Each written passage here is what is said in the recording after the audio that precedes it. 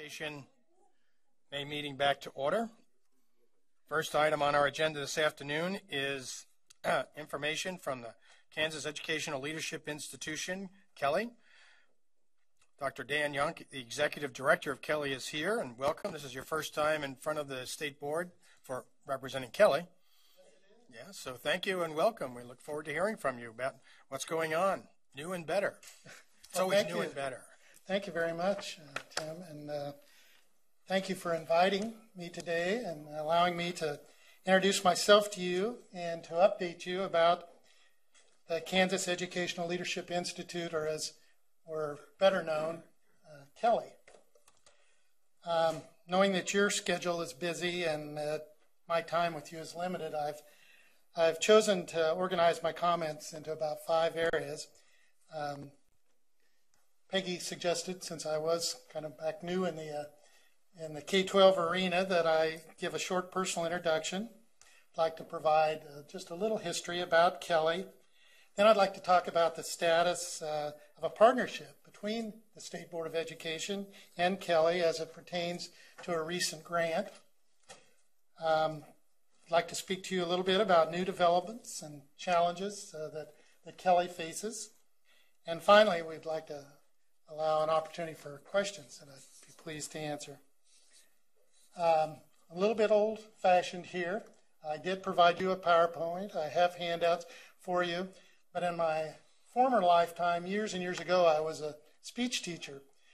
And I have problems with putting a PowerPoint up, give you a printed copy of it, and then reading it to you. So I have a PowerPoint for you. I may refer to it on occasion, but I won't be reading from the PowerPoint.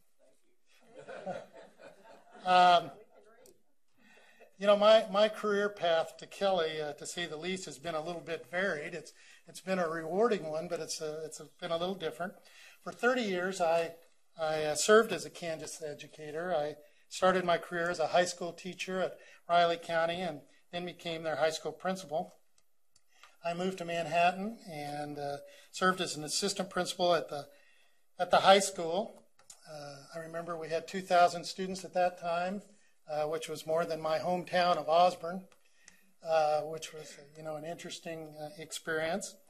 Had a wonderful tenure at Northview Elementary School, and at that time, while we were there, the school was recognized as a national exemplary school, and was one of 4 schools selected for a national televised documentary, and hosted by Roger Mudd from the 60 Minutes fame.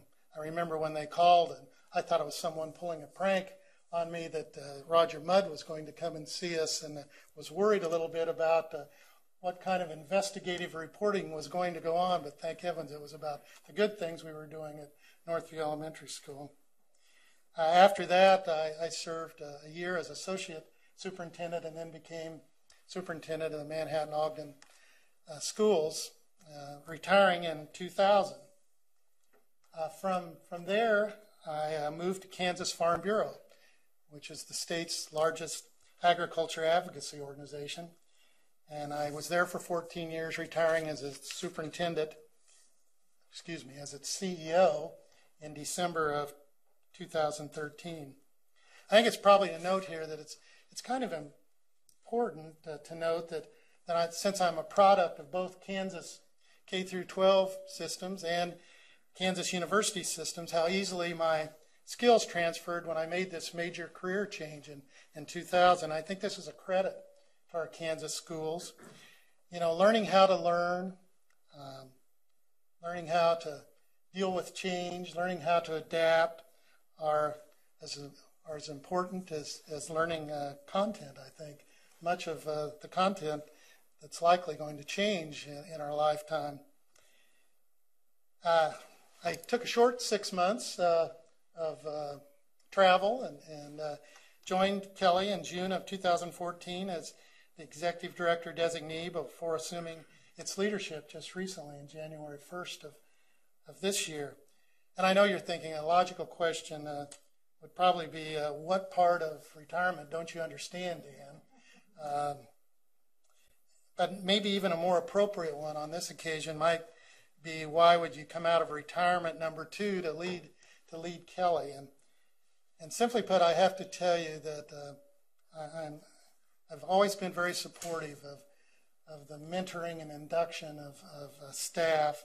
And when Dean Mercer at K-State asked me to consider this opportunity, and of course she suggested that this might be a good way to close my K-12, to close the circle on my K-12 professional education beginnings, I immediately was intrigued about the possibilities and the chance to help advance the mission of Kelly and its goal of providing much needed leadership and mentoring services.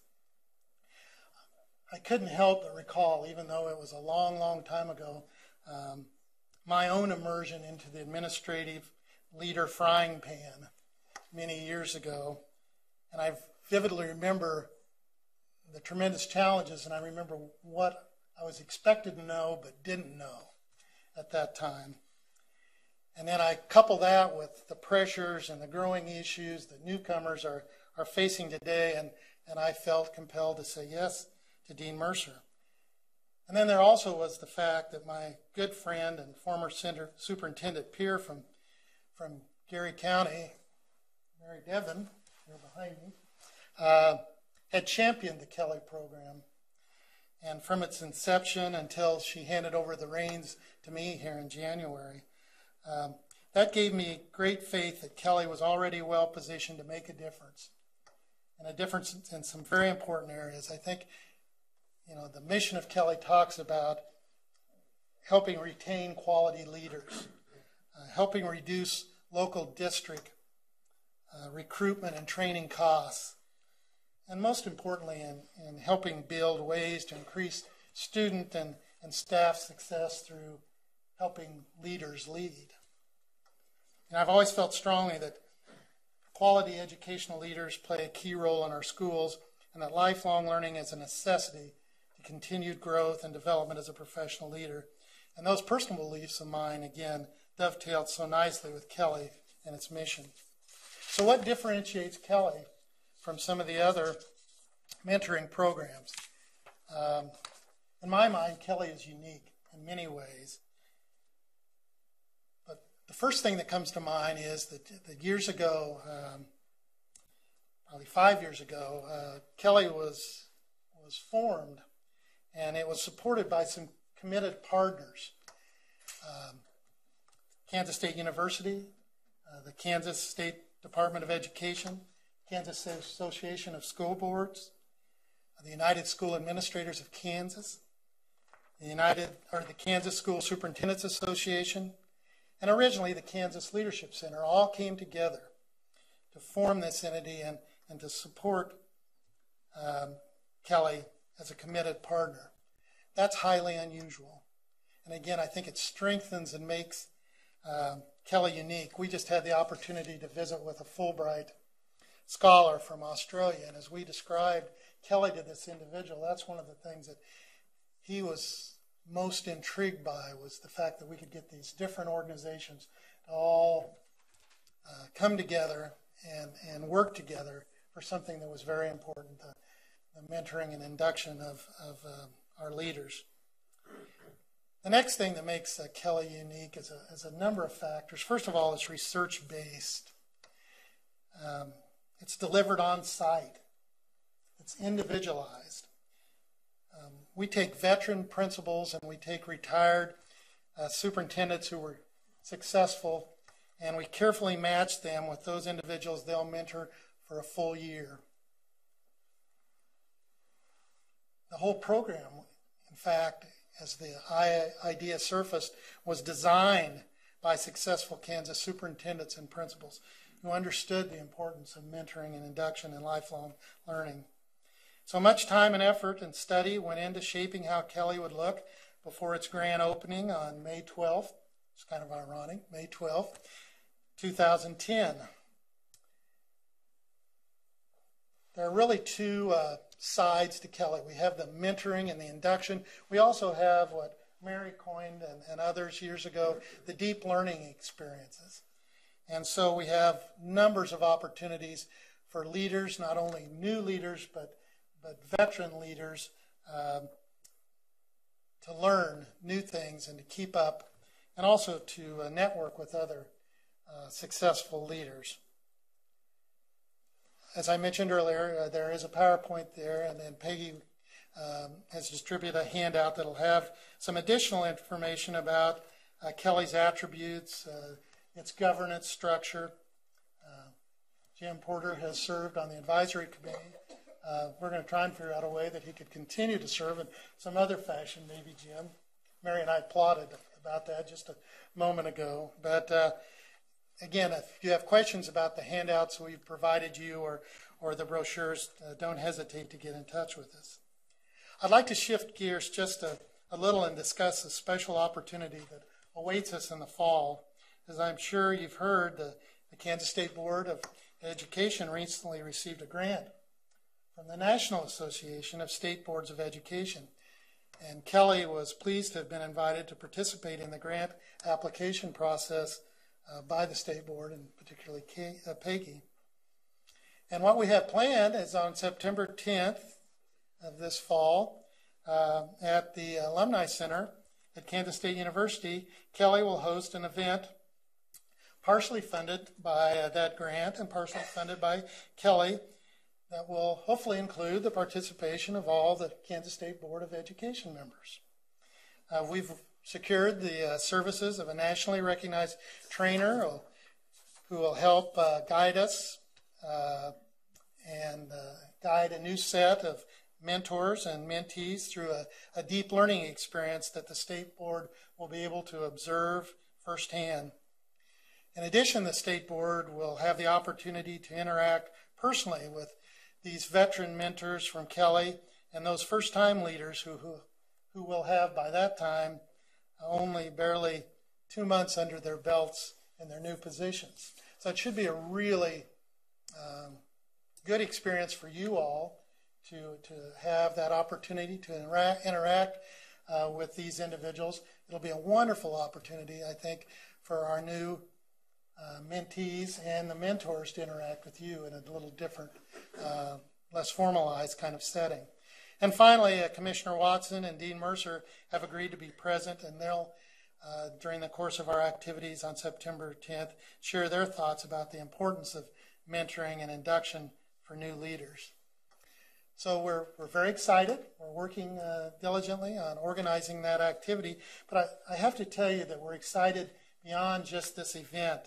I think as I talked to Peggy and Kathy in a phone conversation, this event can serve hopefully as a springboard for additional opportunities between Kelly and the Kansas State Board of Education in the future. I think we have lots of similar interests, and again, our interaction and engagement and partnership on those things is something that can benefit K-12 education or pre-K through 12th grade in Kansas. An example that I've picked up on in our conversations that I've had leading up to this meeting, one of the things that you all are interested in is an interest of the State Board is rural leadership and the leadership in our rural communities. So much of our state is rural. In Kelly, we run the gamut of the individuals that we serve come from large schools to very, very small schools and districts. So it's not uncommon to see a superintendent that's a first-year superintendent who requires mentoring, who's also the elementary school principal in that district.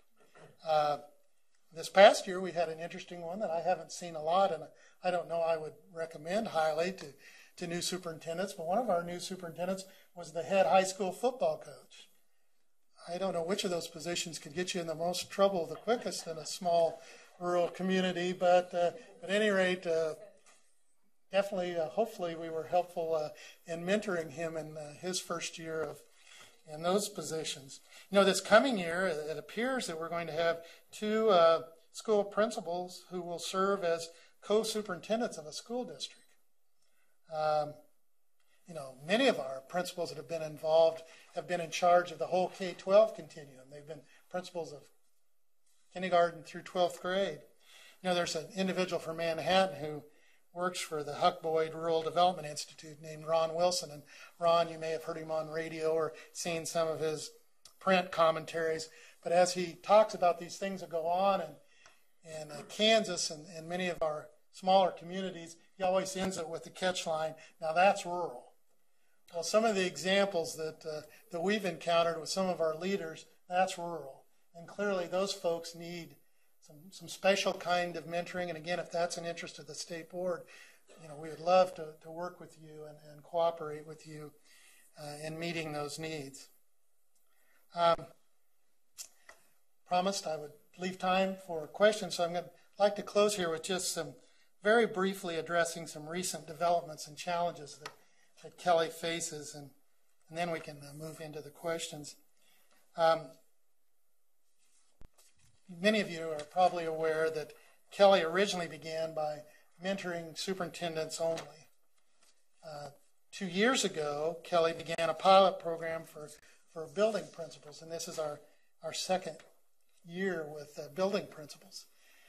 This coming year, we're looking at sticking our toe in the water and begin mentoring special education directors, assistant superintendents, and assistant principals. And the primary reason we're looking at doing that is because a need exists in the field.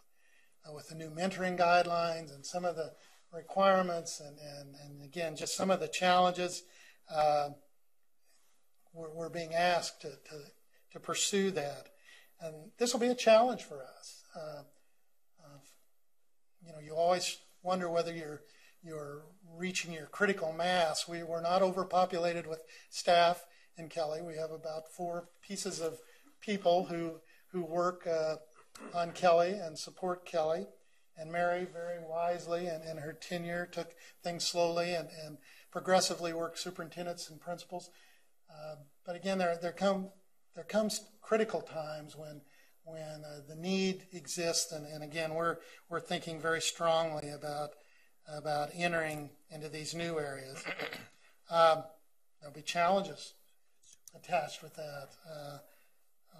Finding quality mentors in those areas to create quality experiences, that pertain to the uniqueness of those positions will be, we work long and hard to match geographical areas. We're not going to put the Manhattan High School principal probably with the Rolla principal of their high school for a number of reasons. First of all, it's a long ways from Manhattan to Rolla. I found that out when I worked for Farm Bureau for 14 years and made that trek many times. But again, lots of differences between a high school of 1,800 and multiple assistant principals and possibly being a K-12 administrator in a very small district. So we work hard on those matches, and this will just increase our challenges with finding those quality mentors, but we believe we can do that. And finally, of course, as you're well aware, Kelly's not immune to the funding issues that schools face. I'm guessing you could talk to every superintendent and most boards of education across the state, and few would deny that mentoring is not valuable. No matter what positions I've been in, you think you know it all. Maybe when you enter those positions, you quickly find out you don't. Finding the funds, no matter how reasonable the fees might be, however, is a totally different manner, especially in these times. So we've been very conscientious with Kelly to try and structure our fees so that they're affordable for school districts. And again, I had an email today about a district wanting to send 5 assistant principals for mentoring out of that one district. This last year, we mentored the superintendent of a district plus 5 of that superintendent's principals. And so we work with districts to make those fees manageable, and hopefully, again, good quality mentoring won't be sacrificed by the challenge of finding funds. Okay, I'm going to stop here. I would like to publicly thank Peggy Hill for her willingness to engage Kelly in the grant process and her friendliness and helpfulness working with me.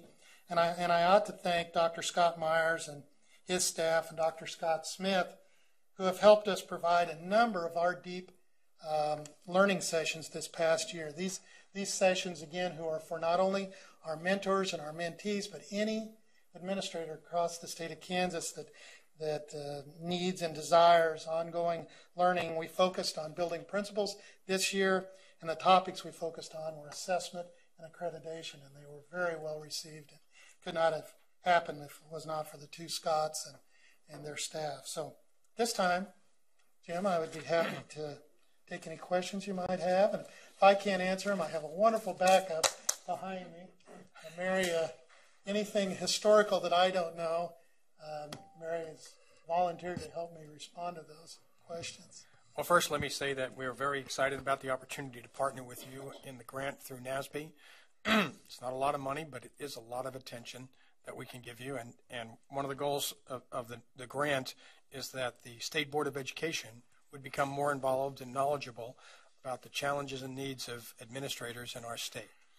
So, and then focusing on the rural is a great opportunity for us to support an emerging group of administrators being asked to do, things that in the past we haven't been asked to do. Everything. Well, maybe we have. Yes, that's right.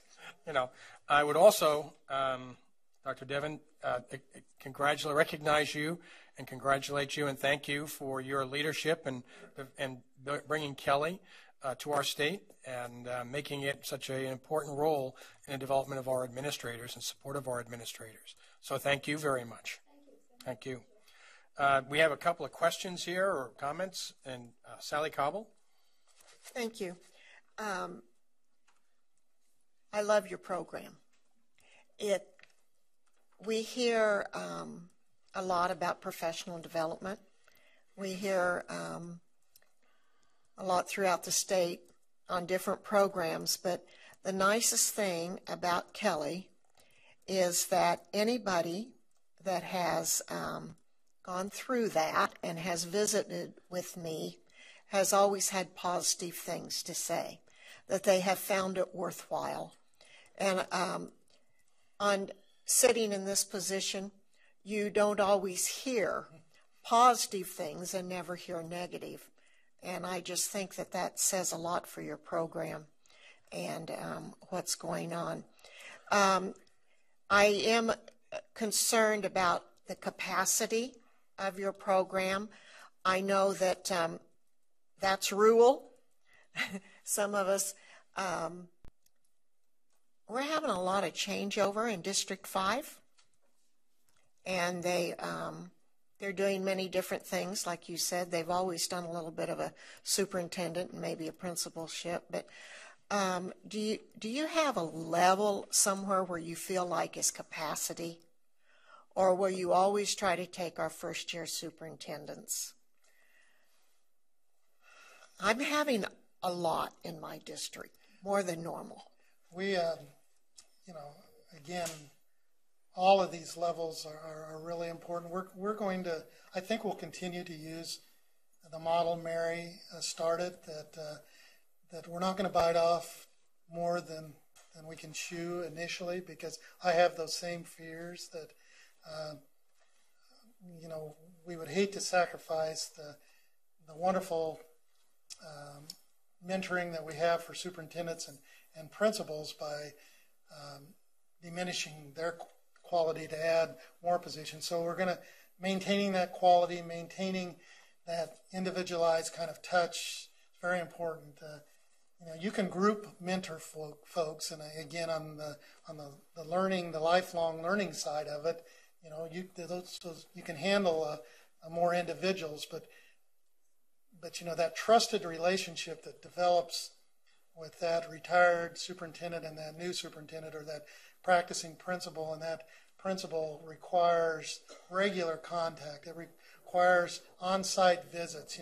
What better way to help coach an individual superintendent than to sit in on a board meeting early on with a new superintendent, and then in a non-threatening manner be able to coach them and help them learn new and better ways to build those relationships with their board and their constituency. So I share that concern. We're going to be careful about it. But again, there's apparently a huge need out there for these other positions. Thank you. Dina Horst. Thank you. And I think Kelly's wonderful, but you mentioned funding, and you talked a little bit about it, but and evidently school districts pay a fee. I guess I have a couple or three questions. How do you determine which individuals you're going to serve if there is a great need? And is it first come, first served? Is there an application process, and you pick by a certain criteria? And is it possible, if the school district doesn't have the funds, can the individual pay the fees themselves? I'll probably tag team with Mary a little bit on this because I can't speak to originally how they made those determinations, but I believe any superintendents and principals that have, again, superintendents, work for the Board of Education, and so, for example, I recently had a letter from a board president asking that her superintendent, and that's the way we like to handle those kind of situations. For a building principal, the superintendent has to approve. But I don't know that we've denied any request. To that just a moment. Sure. It's been our record to serve every first year superintendent. If they've never been a superintendent before, they've had the opportunity to enroll. Whether they enroll or not, of course, is a local board decision. The same was true for principals last year. Every district received information saying that if they chose to enroll a very first-time principal in Kelly, they could. And as you say, there is a fee because providing mentors, providing trained mentors comes with a cost. Providing the activities that service the mentors and the mentees comes with a cost. Determining the cost, we haven't yet reached the point where the program is self-sustaining. Without the Dean of the College of Education's support, we wouldn't be able to offer this to everyone. As you move into assistance, we found, even in the short time that we've been doing this, you don't mentor any of these groups exactly the same way. The model for a superintendent, because there's only one in every district, is very different than the model for a principal. Districts want to do a lot of mentoring of their own principals. So Kelly becomes an enhancement, not the primary. And you'd see that even expanded more greatly when it comes to assistance.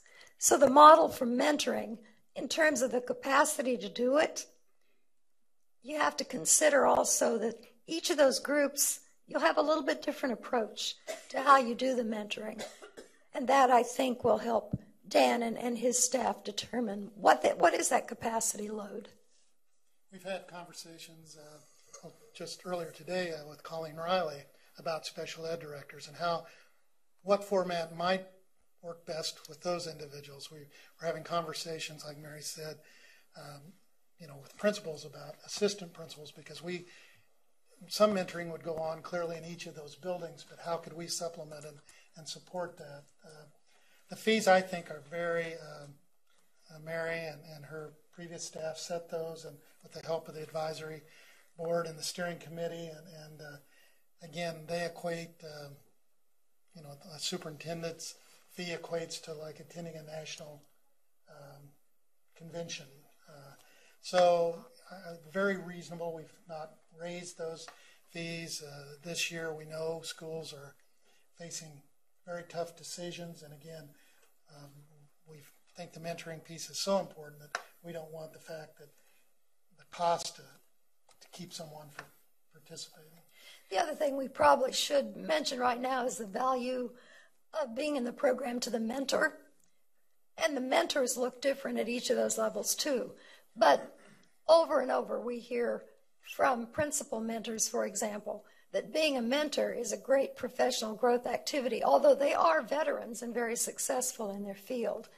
Being involved in the learning experience with others is always very stimulating and refreshing. That's the main thing, that the only way a district really receives benefit from having one of their principals be a mentor for another principal in another district is the kinds of things that principal mentor brings back to his or her own district. And I know some of you have served on those kinds of endeavors where you go out and evaluate a school or a system or whatever. And I always brought back more than I probably ever gave in those kinds of scenarios. So those have turned out to be very good learning experiences for the mentors. Kathy Bush. Thank you, Mr. Chairman.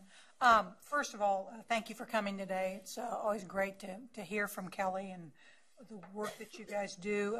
We really look forward to, I hope a lot of the board members can go on September 10th and participate in that activity in partnership. And I think just doing what we can do to help support, all levels of administrators really.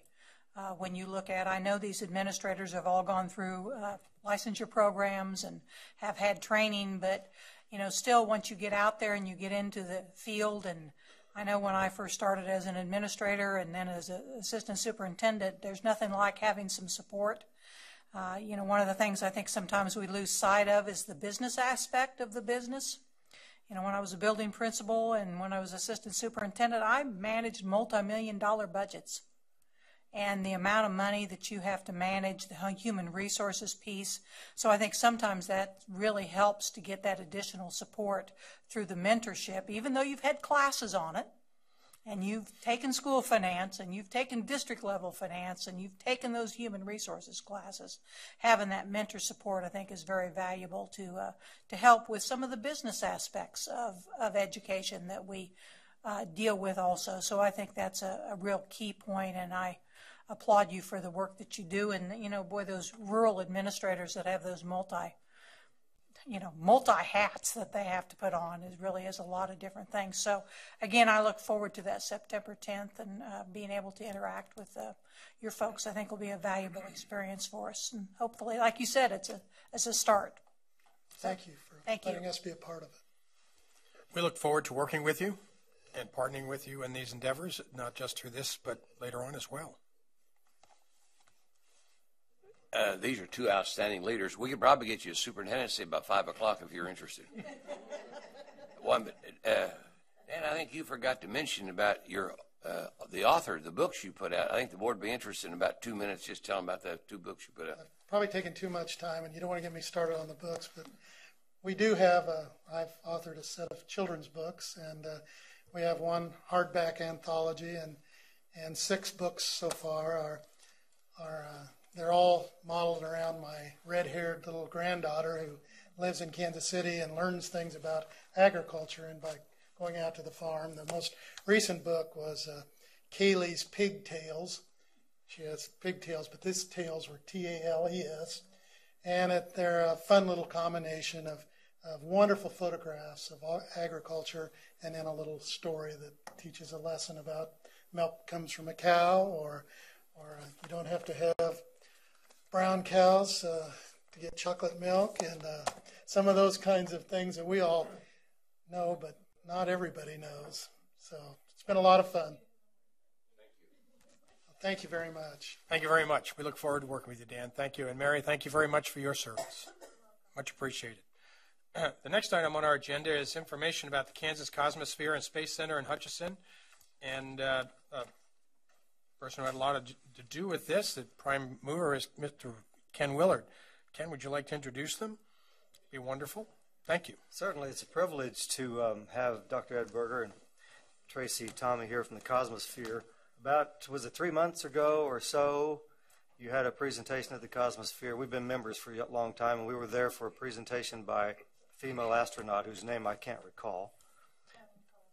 Yes, and Tracy gave a presentation then about the educational vision and things going on at the Cosmosphere. And I was sitting next to a teacher that evening and said, we need to get them to come and speak to the state board so we have a better idea of what they're having to offer. But before I made that call, I got a call from Dr. Berger, who's supposed to be retired. He's having the same problem with retirement as I am, I think. Retired from Hutchinson Community College. And he said they would like to come and make a presentation to the state board. So that's why they're here, and it's a privilege to have them here. So thank you. Well, thank you, Ken, for inviting them and having us have this opportunity. Dr. Berger, you're on. Thank you, Ken, and board members. We appreciate very much the opportunity to talk a little bit about changes. I know, excuse me, your voice is very loud, but for people who are watching in, okay, you need very to get good. that We'll do mic. that. Thank you very much. Sorry to interrupt. We're in the process of reinventing the Cosmosphere, doing something really different from what its previous mission had been. You know, we'd always been about education, but our goal was to really turn its mission upside down and to really place an emphasis on education as we went forward. So we looked at our mission statement, and certainly that was our first starting point. And we decided we wanted to inspire innovation at the Cosmosphere. Certainly that does that for everybody. Anybody that comes to the Cosmosphere certainly has that kind of inspiration. We also wanted to do it through science education. So we started looking at how we might best approach this. And, we said, we've always done education. It's been a part of our mission forever. Annually, we'll have about 1,500 students coming through in camps. We'll have usually about 12,000 students coming through in field trips from probably, I suppose about a little bit more than a third of the districts in Kansas. So we are involved in education, always have been involved in education. But we thought, how can we do this better? How can we do some things that are even more exciting than what we have been doing with education? And our decision was we could do two things. Number one, take a look at our camps and make them more inclusive. Right now, our camps are pretty exclusive educational experiences. If you have a strong background in science, if you have a strong background in math, and your parents can afford to pay, you can be part of our camps. We want to be much more inclusive than that. And so what about the other part of what we do, a lot of? And that's field trips. What can we do to make that field trip even better? And our goal was to make it more rigorous academically. So when that student comes to the Cosmosphere, he or she will have that experience of being at the Cosmosphere, but having about a 3 or 4 hour learning experience as well. That was our goal. Be more inclusive, involve more students in our programming, and also tie more rigor to everything that we did, more academic rigor. So our first step in that process was to start reaching out to unified school districts across Kansas, visiting with unified school districts about how we could work with them and how we could cooperate and perhaps do some things to strengthen what they were already doing a very fine job at. We've been at districts from Colby in the Northwest to really all across the state of Kansas. And all of them really were very positive about the direction we were taking our educational learning experiences. We wanted to close that loop and go to the universities and validate what we were doing with the universities. Went to Wichita State, of course, right down the road from us, and even had the Dean of the College of Education and some faculty members on site in December, and kind of looked at what we're doing with applied science and applied science learning. Went to K-State Salina, Fort Hays, really have been to virtually all of the universities in the state of Kansas. And they also reaffirmed what we were doing as being very positive. So what we want to do is work on applied science education, applied STEM, science, technology, engineering, and math. And the reason we decided to hone in on that particular component, really about threefold. The first, we looked at how we ranked internationally as far as advanced science and advanced math. and I think it was 24th or 31st in the math and science. And certainly that wasn't good enough for us. We had a concern with that. What can we do to improve that? The second thing we wanted to do is take a look at the engineering initiative by the Board of Regents. The Board of Regents put $110 million to increase the number of engineering graduates by 56%. And you go to those presidents, and they'll tell you we're hitting our targets, but we're doing it with kids outside of Kansas. And we wanted to do what we could to fuel that pipeline to make more of those students in Kansas going through our engineering schools at KU, K-State, and Wichita State. The third thing is to look at technology. Technology is a very important part of STEM, and certainly it's perhaps a part that isn't emphasized enough. When we look at our workforce in the state of Kansas and in this nation, we're seeing the need for a highly skilled workforce, a skilled workforce that has more complexity to it than really at any time in our history. We were down at Spirit Aircraft in August, and they are looking at a significant percentage of their workforce going into retirement. They're not going to replace those people person for person. They're going to introduce technology.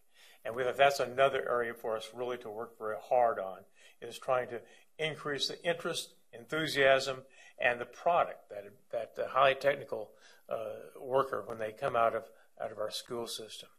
So looking at the technical side, looking at the advanced science side, looking at engineering, all three of those components cause us to really take a look at what we're emphasizing and how we can be more effective in partnering with Unified School District and providing a better product. One of the things we look at certainly is a triangle that comes from NASA. And it basically has as its foundation inspiration. And we think we can do that with students coming in with applied science. We think we can inspire that student to go into science education, to go into technology, to go into engineering. The second part is engage that student. Engage that student in the learning process. Have applied learning take place. And the third is educate. Take that applied knowledge that he or she might pick up at the Cosmosphere and take that back to the classroom. And of course, the top of the pyramid is employment. That's what we're really looking at. It's our concern, just looking at the universe as it is today, that we as a nation could very well become dependent on other countries for that human resource, that human capital component of our society, and we want to guard against that.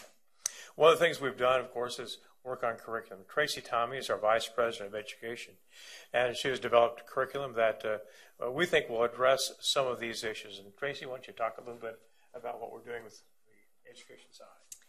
So I come out of the classroom. I was a K-12 educator for about 14 years and taught in many different areas across a lot of locations as the wife of an Air Force officer. So I just gather information everywhere, but now I have been in Colorado for 20 years and learned that dust does accumulate when you don't move.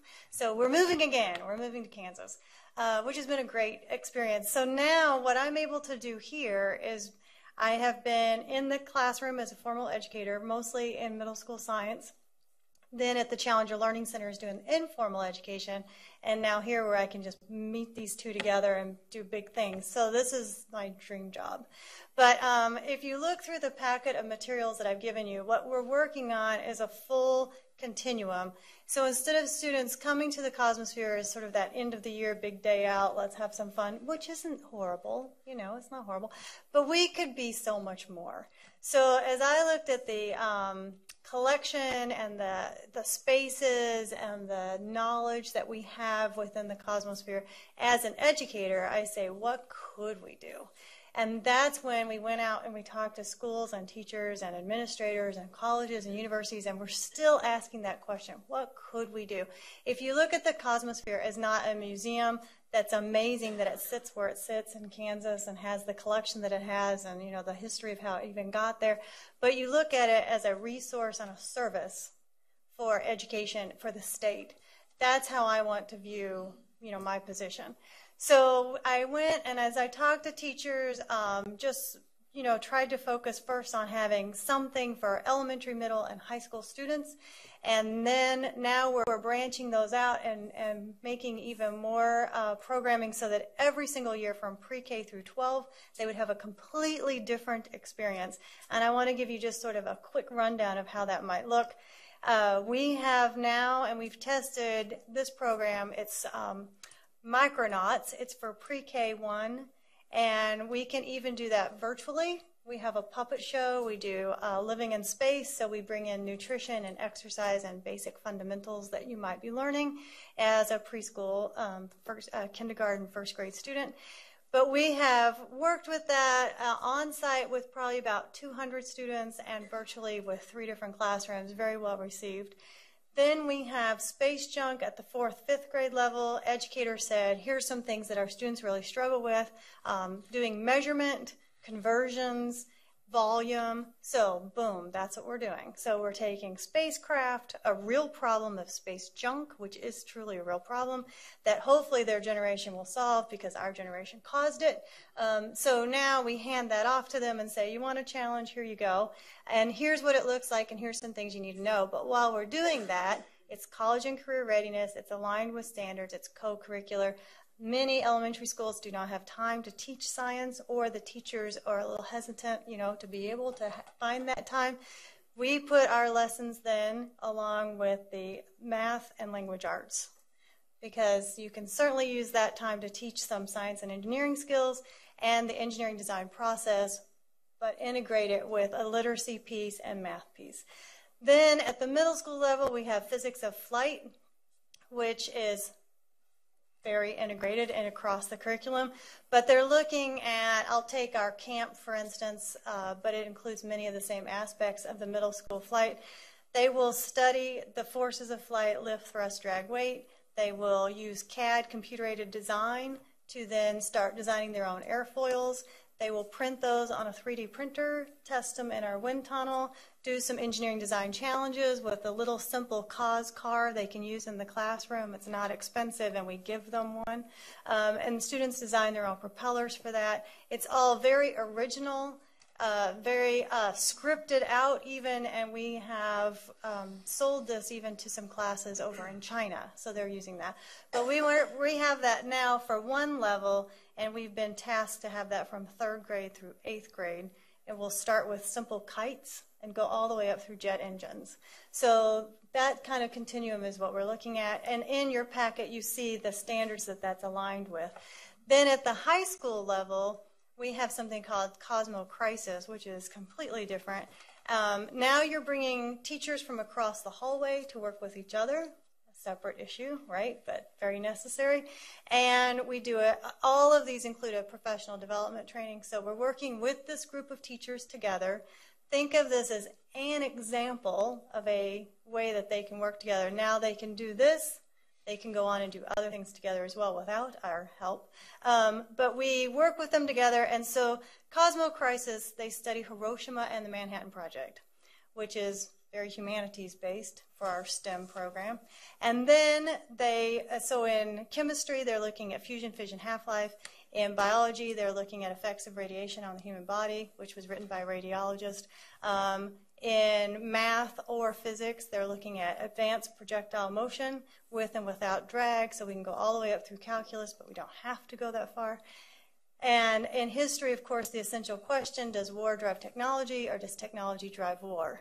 So in English, they're reading the literacy pieces and also doing argumentative essays. Was it the right thing to do or not? As an 11th grader, I certainly have an opinion on that. And then when they come to the Cosmosphere, they don't even go into Goddard's lab, the planetarium, the dome. They don't do any of our traditional venues. Instead, they are greeted by the Vice President of the United States, tasked with preparing a briefing for the President on what they suggest happens. And it goes something like, welcome to the Cosmosphere. You have been selected today by the President to serve as members of the National Security Council. Here's what we know. The threat looks a lot like a V-2 rocket. We happen to have one on site. So now our collection becomes a primary source. So they will go down, they'll study the V-2 rocket. We bring in folks from outside. We have Johns Hopkins Physics Laboratory does a weather briefing. We have first responders come on site with their emergency response trailers and talk about how would you move people, what do you need to keep in mind. McConnell Military comes in and does a briefing as a military person, and we have a briefing from on how to give a briefing, because whether you think you'll ever speak in public or not, I didn't think I would, you end up having that task at some point. So every child learns that. They don't travel as a pack. They each have their own task, and then together as a team of their up to 9, they do prepare a briefing for the president, record it using green screen with whatever content and background they include, and then we give those back to the teachers. There's your authentic assessment. So they have the pieces of data that they have collected in order to prepare this briefing. They have the actual briefing, and that's the artifacts. We ask the educators to step back, take notes on, do these children know what they're doing? Do they apply what they've learned in the classroom? Did they get where they needed to go? To me, it's the epitome of what is college and career readiness. And they really step up. They dress appropriately. They're walking around with their clipboards, and they take it very seriously. So that is an entirely different way of using the Cosmosphere. That's what we intend to continue to develop across all grade levels. We're working on one around agriculture right now and on energy, and you can ask the same essential questions. Does energy drive technology, or does technology drive energy? Think of the air conditioner of 1953, changed everything. So that's where we're putting in. What I would like to continue to hear from education, from K-12, from Kansas, is, where do you see gaps that we can help fill? Where do you see pieces like engineering design, authentic assessment, where educators might really like to have an engaging, different way of applying or learning those skills so that they can apply then across other areas? It gives you a pretty good idea of some of the changes taking place and the emphasis on education. And we talk about inclusiveness. One of the examples of inclusiveness certainly is the development of an all-girls camp for physics of flight.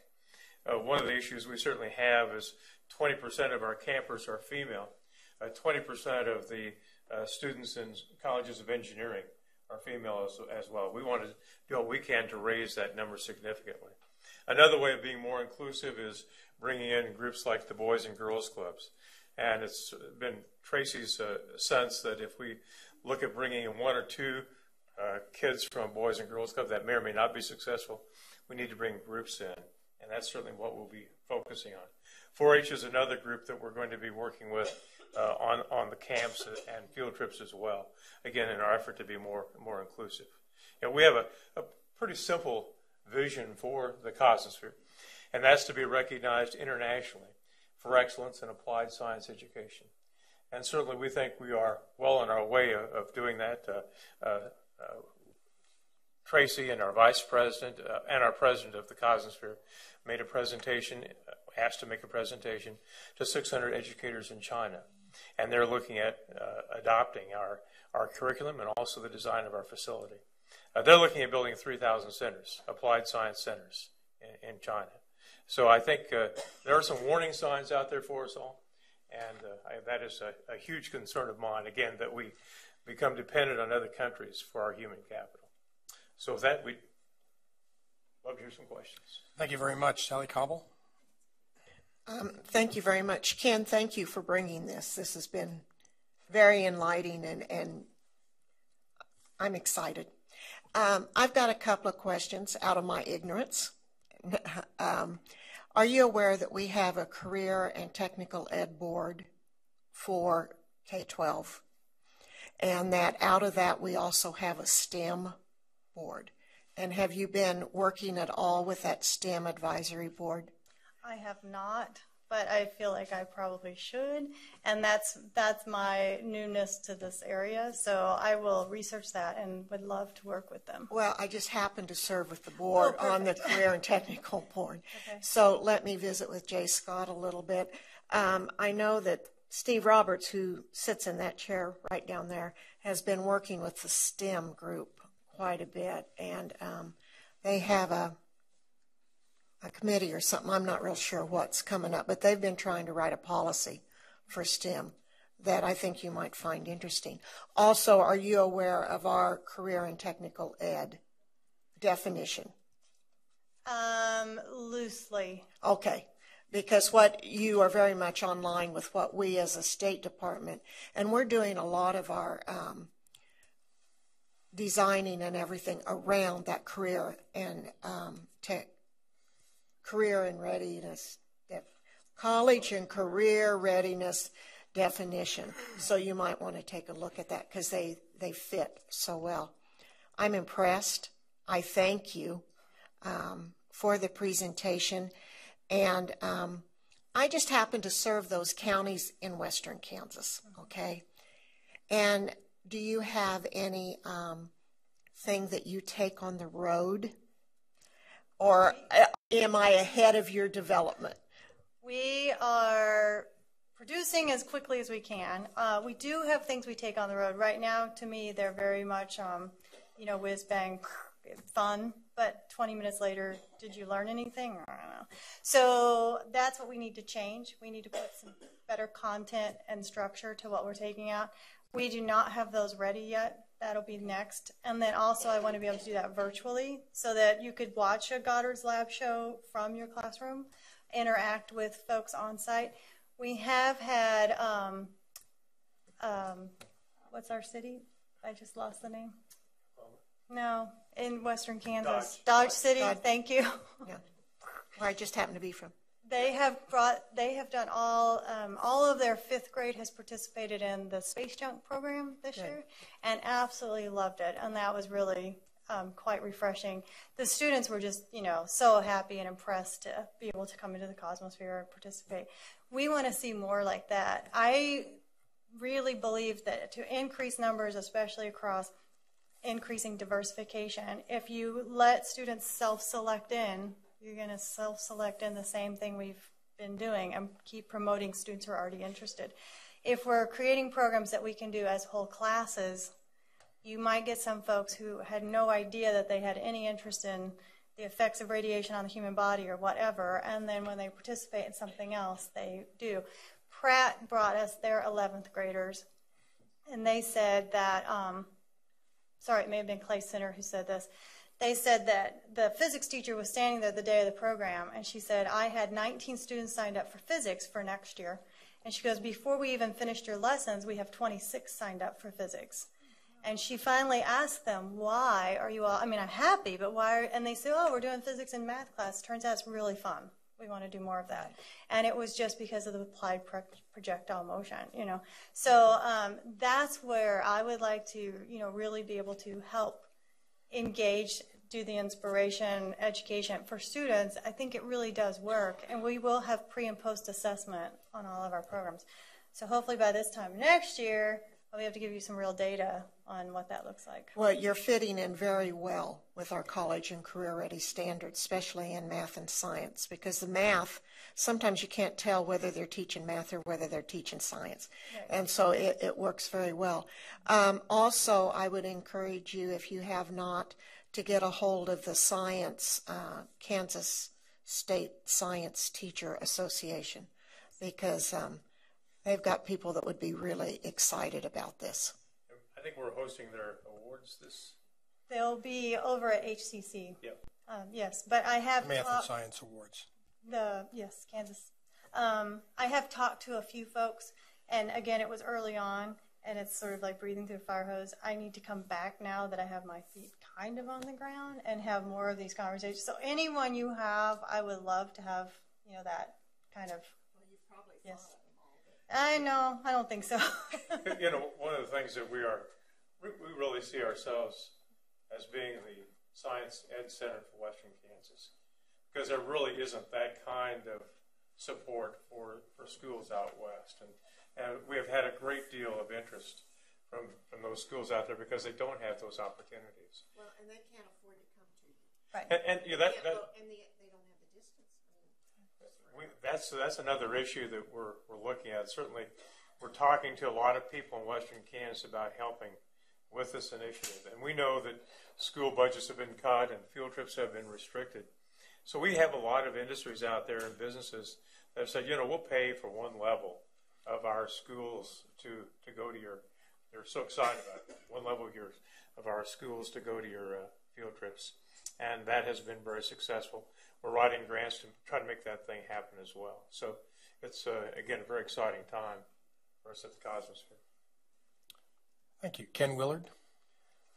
Well, I was told that evening that I was at the performance where you spoke that you have to meet Tracy because she's really got a bundle of energy and a vision for what can be done here at the Cosmosphere. I'm sorry I haven't had the opportunity to do that, but I'm so happy you came today. How cool would it be if this presentation that we heard could be made for every school district? So they, I know you are. So my question is, what do you envision that we can do to help you with that? I mean, I'm just thinking that it would be great if it's appropriate, deemed appropriate, to have a presentation by the Cosmosphere at the annual conference, where lots of teachers are going to be there. Because I think that's the key thing. We just need to let people know what's out there and available, and that you're working on all kinds of different avenues to make this happen. I just think this is exactly the kind of thing we've been working on for years to bring about in Kansas, and I think with the Cosmosphere's help, we could be a national leader. Well, we are. Again, it doesn't matter how small the district is, right, or how large the Cosmo Crisis. We had 3 schools sign up before it was even finished: Clay Center, Pratt, and Wichita North. Before it was even finished, and we have kind of looked at the range. You have Wichita North on one side, and Tracy's gone up to Wyndham and worked with those teachers up at Wyndham, a part of a Little River school system. And we've gone down to Balco. Balco sends their students, Balco, Oklahoma. Probably Sally knows where that is, maybe nobody else, but that is way down in the panhandle of Oklahoma. I do now. Yeah, Tracy does, but they come up one day, come up, go back, and they asked if Tracy would come down and work with their faculty. She did, and it's really been a difference maker for a very small district in the panhandle of Oklahoma. That certainly can be replicated all across the state of Kansas. Right. Thank you.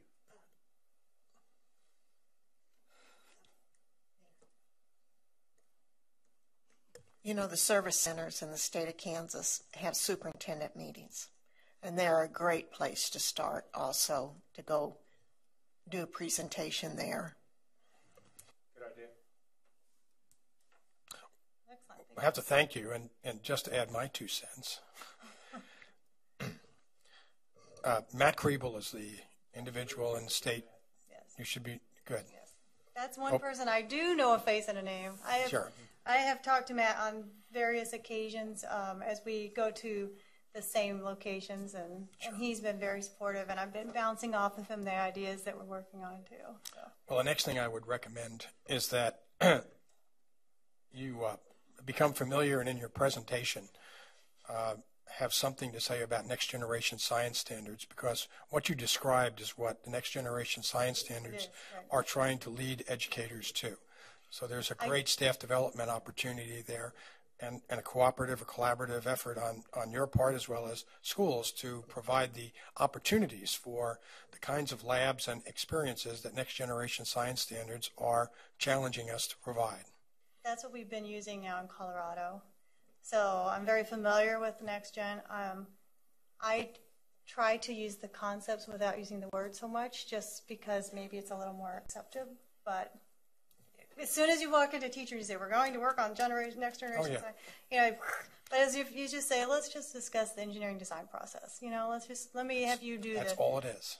Then we're okay. So yes, it's engineering, that's mathematics. Exactly where we're going. It's when they say, wow, I really like math and I'm doing physics. Exactly. And they're doing next generation science standards. Yeah, great. Well, thank you very much. I have to say this, that I loved the Cosmosphere before. You know, it was a great and wonderful place. Been there any number of times, you know, individually. Sort of wedding there once too, as well as, you know, taking school groups there. Mm-hmm. So it's been a great experience. And I'm very excited about the new direction that you're going in, and I can tell the board is as well. So we're really excited about this and look forward to hearing from you about your future successes within the state. And wouldn't it be cool if you saw a headline in our country that said we're going to open 31,000 or 3,100 or 300 or 31 centers just like, we have in Hutchinson. And we're not. And people think we're going to stay ahead or even stay in the race without doing anything. Right. And it's just not going to happen. That's true. So what you're doing is great. And finding out that the Chinese are going to copy it, I'm not so sure I'm really happy about that. But, I'd rather us have the headline 3,100 science centers like, the Cosmosphere will be developed around the United States. That's right. For the purpose of introducing those who don't even know they love science to science. Well, we think this is a model that can be replicated in Kansas. Obviously, the Chinese do as well. And our sense is if we can catch a kid when he's in the 4th grade, that is when school starts to get a little tough. And if we can catch him there, perhaps inspire him with some applied science, applied math, they can carry that on through, maybe bump him again when he's an 8th grader, and that will make a huge difference, we think, in the human capital component of our state and our nation. Thank you. Thank you for being here. You ready for a break? Janet thinks it would be nice, so I think we should do it. Why don't we come back at 2:45? Thank you very much.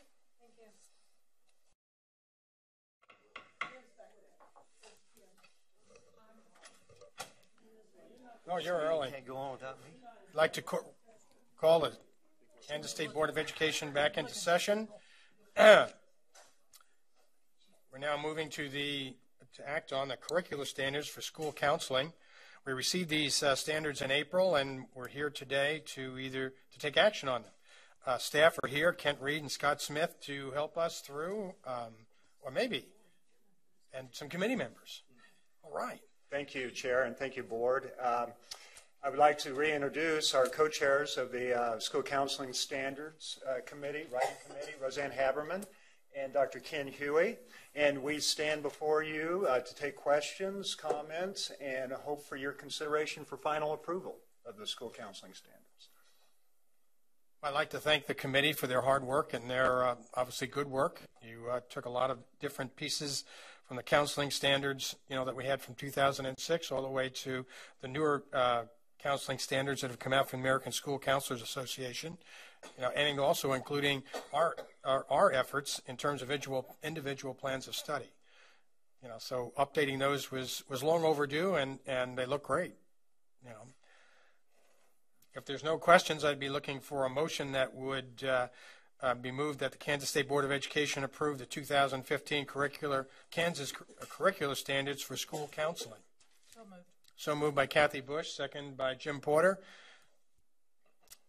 Any questions? Any discussion? Hearing none, I would ask for those that are in favor, please signify by raising your right hand. Thank you. Those opposed? I believe it's a 9-0 vote. Thank you so much, and I'll get that word out to the field immediately. Great job. Really appreciate it. Thanks for coming down as well. No. Mr. Porter? Moving right along. Thank you. Our next item on the agenda is to act on program standards for early childhood, birth to K, early childhood and building leadership, district leadership, low incidence special education, high incidence special education standards. Again, last month we received the standards and had the opportunity for a presentation. And we have Scott Myers and Susan Hilbert here to guide us or answer any questions. I want to also express our appreciation to you and your leadership as well as the committee for putting these together. One question I have, just to clarify it for me, is what's the difference between low incidence and high incidence special education? And thank you for the time before you. And we do have the individuals who were here last time to do the receive item. So Dr. Sally Roberts from KU will answer that question. I'm ready to take that on. We came up with, excuse me for my cold, We came up You with. need to stand in front of the Oh, I'm mic if you sorry. would, please. Thank you Yes. very much. We came up with the term low incidence, meaning it doesn't happen very often. So within that category are individuals with significant disabilities, multiple disabilities, those who have profound mental retardation or cognitive disabilities, and some of the most significant autism disorders. The other category is high incidence. That means that it happens more often. And within that category, we would think learning disabilities, mild to moderate mental retardation, emotional disabilities or behavior disorders, and mild to moderate autism. That help? Thank you very much. Another question, how many retired people are on the committee? Didn't you just retire? Well, in 2 weeks. 2 weeks. Oh, whoa, what am I, early or what? I guess so, but, you know, I'm still here. Okay. And will be after that. We're not And will letting you be go. after that. We're not That's letting you go. correct. Kathy Bush. Thank you, Mr. Chair. Just a clarification, I know we talked about this last time, because the low incidence and high incidence special ed are actually for master's level. That's correct. And you're starting on the initial licensure piece this summer. That's correct. And I can't encourage you to move along as quick as you can on that. We certainly will do that. I will go as quickly as I can.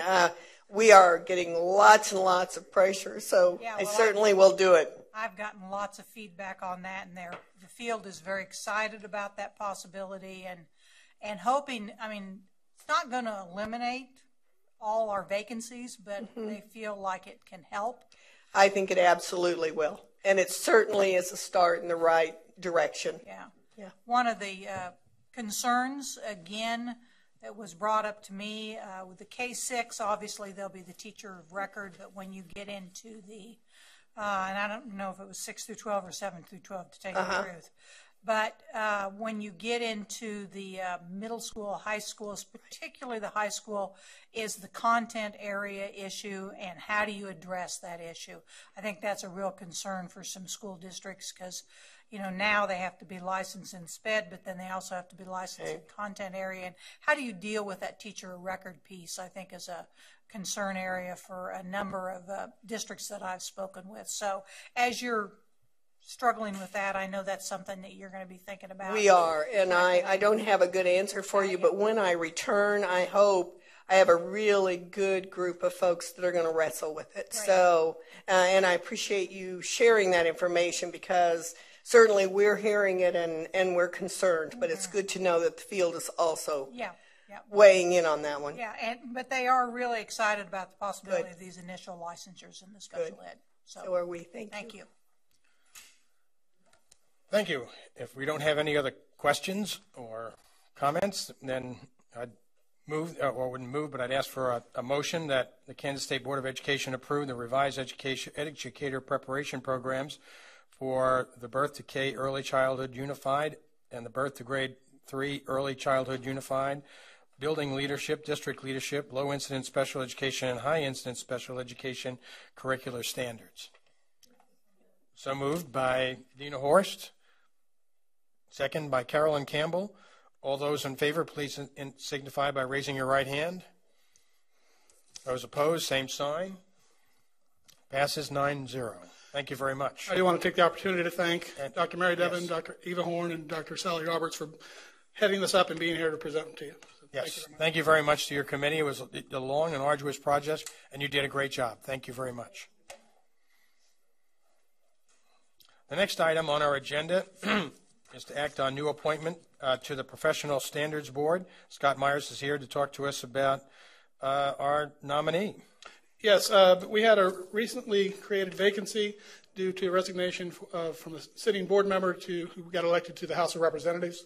And so what I'm bringing to you is a recommendation for an appointment of Rod Stewart to a partial term from May of 15 to the June 30th of 16 to fill that vacated position.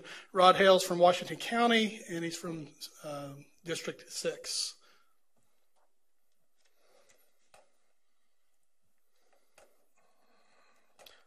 So I'd ask for a motion that we appoint Rod Stewart to a partial term on the Professional Standards Board from May 12, 2015 to June 30, 2016. Moved by Dina Horst, seconded by Sally Cobble. All those in favor, please signify by raising your right hand. Those opposed, same sign. The appointment is made, and the motion is approved. 9-0. Thank you very much. And we don't lose Scott. Just take a breath here and think about all the good work we just did in the last couple of minutes. The excitement is palpable. And yes, Scott is here to present to us an update on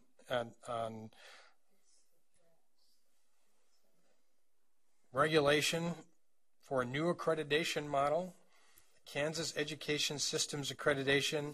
Is that KESA? Is that what we're calling it? KESA. KESA. Okay, and my first question in reading the material, just to make sure we're looking at a time when we would make a motion and move on this would be in 2016? Correct. And what month is that? Are you looking at fall, summer? It makes perfect sense for us to wait until the board retreat and, with Randy to get on board to reset the timeline to see where we go as for when we actually bring forward to you as a receive item the wording itself. Today's purpose is to inform you of the specific areas within this new accreditation system where it requires regulations work. And so it's just a touching base with you. We've been before you multiple times talking about how it would work, what it looks like, and whatnot. We thought it was important to give you a preamble, if you will, a pre-look at the language as we move forward with it. So in just a moment, after all the materials are sent out, Kelly will walk through some of the areas that we will be carrying forward, because some of the work from the QPA accreditation system does carry forward. But then there are other areas that we're going to unpack a little bit, which require some significant changes. And so it would not be a right thing to do just to throw it to you all at once later on.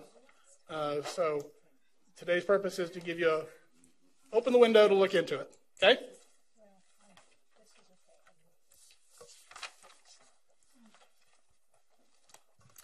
Good afternoon.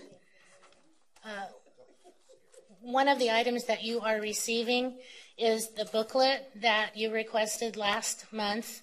This is a booklet that has all of the materials having to do with the new accreditation system. In it, including the rubrics, which probably take up half the booklet. So the appendix has the rubrics in there, as well as some other items. And I hope that you find this resource helpful and, having it all in one place. The two separate sheets that are folded, one of them, they both look like this, but one of them's blue and one of them has purple on it. The one that has blue on it is just it's more detailed. Okay, it's basically the same. Both of them are crosswalks. The blue one is very, very detailed. The purple one is a little bit less detailed and maybe, less complex to digest. But this is part of the booklet. It's actually part of the appendix of the booklet. So we folded them so that you could just slide it into the back of your booklet if you wanted to. Yes, it's part of the booklet. It's just a crosswalk between the QPA regulations and the proposed KESA regulations. There isn't a pocket, sorry. And I will, the version, the other thing that I passed out, I passed out was the current drafts of the regulations, based on the conversations that have taken place up until this point.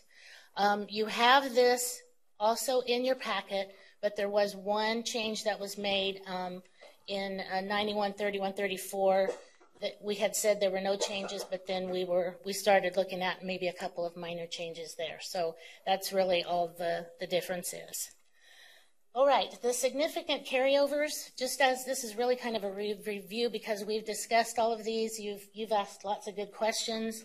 We've provided some level of answers, I suppose, depending on your viewpoint. But we have just boiled it down to 5 issues that have definitely been carried over from QPA. One of those is that the building level school improvement work continues. That doesn't change. School improvement work still goes on at the building level. Another carryover is the minimum graduation requirements. Every district is required to have minimum graduation requirements that meet at least what the state board has in place in regulation, and it's one of those regulations. I think it's 35.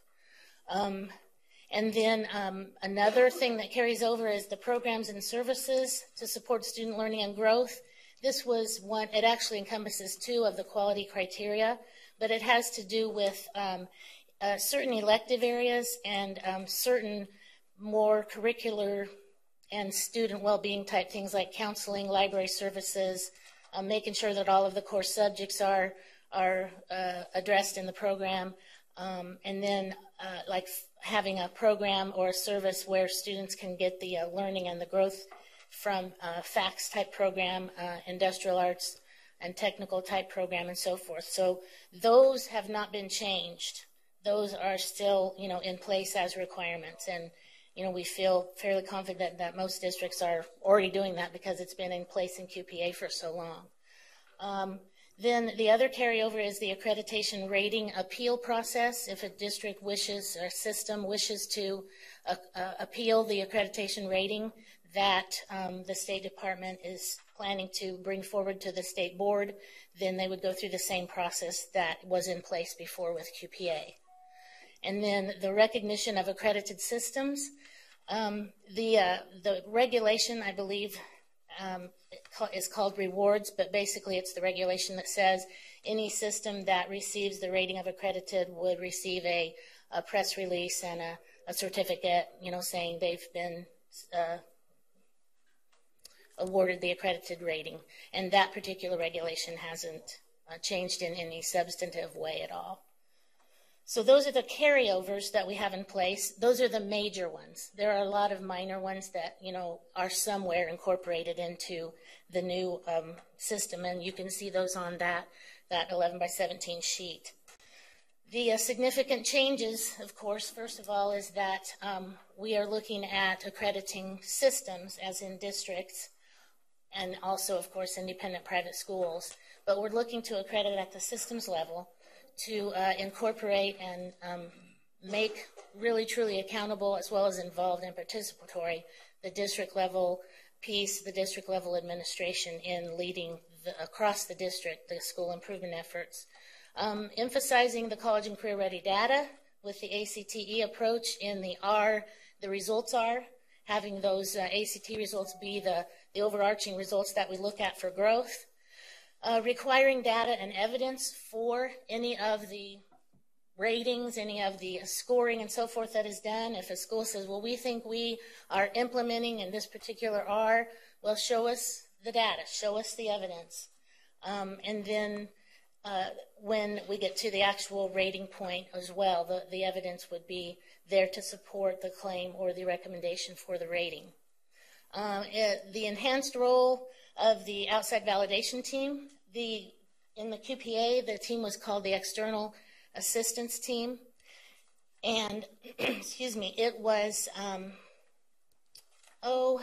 trying to figure out how to say it. Just they kind of acknowledged what went on and gave advice maybe along the way. But the outside validation team in this model really is truly a validation team in terms of validating that the district is doing what it says it's doing, that the data that they're using really does represent the work that they've been doing. And also then the outside validation team gives a recommendation to the State Department as to what they think the rating ought to be for the district at the end of the cycle. And then the State Department, takes that into consideration when deciding what it will actually recommend to the state board. So there's a little bit more of an involvement there on the outside validation team. Then also a big change is using a growth model and using multiple measures in dealing with or determining the accreditation rating. As we all know, the accreditation rating has been almost completely tied to state assessment performance. And what we wanted to do, what the council wanted to do, was make the model a growth model so that every district has the opportunity to show its growth, and then also make it multiple measures so that the district has the ability to show its growth in multiple ways, not just in one way. And then the new model also forces transparency because it requires throughout the process that the districts are inputting their information into the system, which is programmed to put the certain pieces out onto the public dashboard. Are there any questions about that? This is just, like I said, like Scott said, a quick overview of the changes, and then there's a lot of things for you to look through and read and consider for the next time we have a chance to visit. Would you imagine, or are you not imagine, considering that a district would go through this all at the same pace? All districts? No, a particular district. If I'm in Elkhart, I'm not picking on people, but Elkhart has one high school, maybe a middle school, a couple of elementary schools. Okay, that all of the schools would go through this at the same time, like 2015. They go on that. And would that carry over to, say, a Salina that has 2 high schools? And then that logically goes forward to Wichita that has, quite frankly, 6 comprehensive and a couple of others. Yes, well. They would all work at the same rate, the same pace, the same day. I just want to make clear I understand. Yes, in that they would all be involved in a 5-year cycle together as a district. But remember that the bulk of the work is still that school improvement work that's going on at the building level. And then the district is managing that, leading it, guiding it, providing resources for it, kind of approving things as they go to make sure everything aligns with the system goals. So yes, 5-year cycle, and the district as a whole is going through that 5-year cycle. At the same time? Yes. Okay. Okay.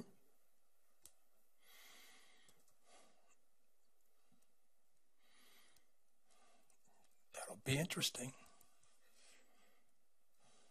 Well, I come back to a question I have for you all, not us in the field. Do you have the capacity to manage the system? I believe that we do. We have, especially once we get the technology in place, then the technology actually is able to pull together what we need. Even right now, the technology we have in place right now, which is fairly old for the QPA system, there are pieces that are really missing from it that would make managing it much more user-friendly and take a lot less time and so forth in terms of human resource time.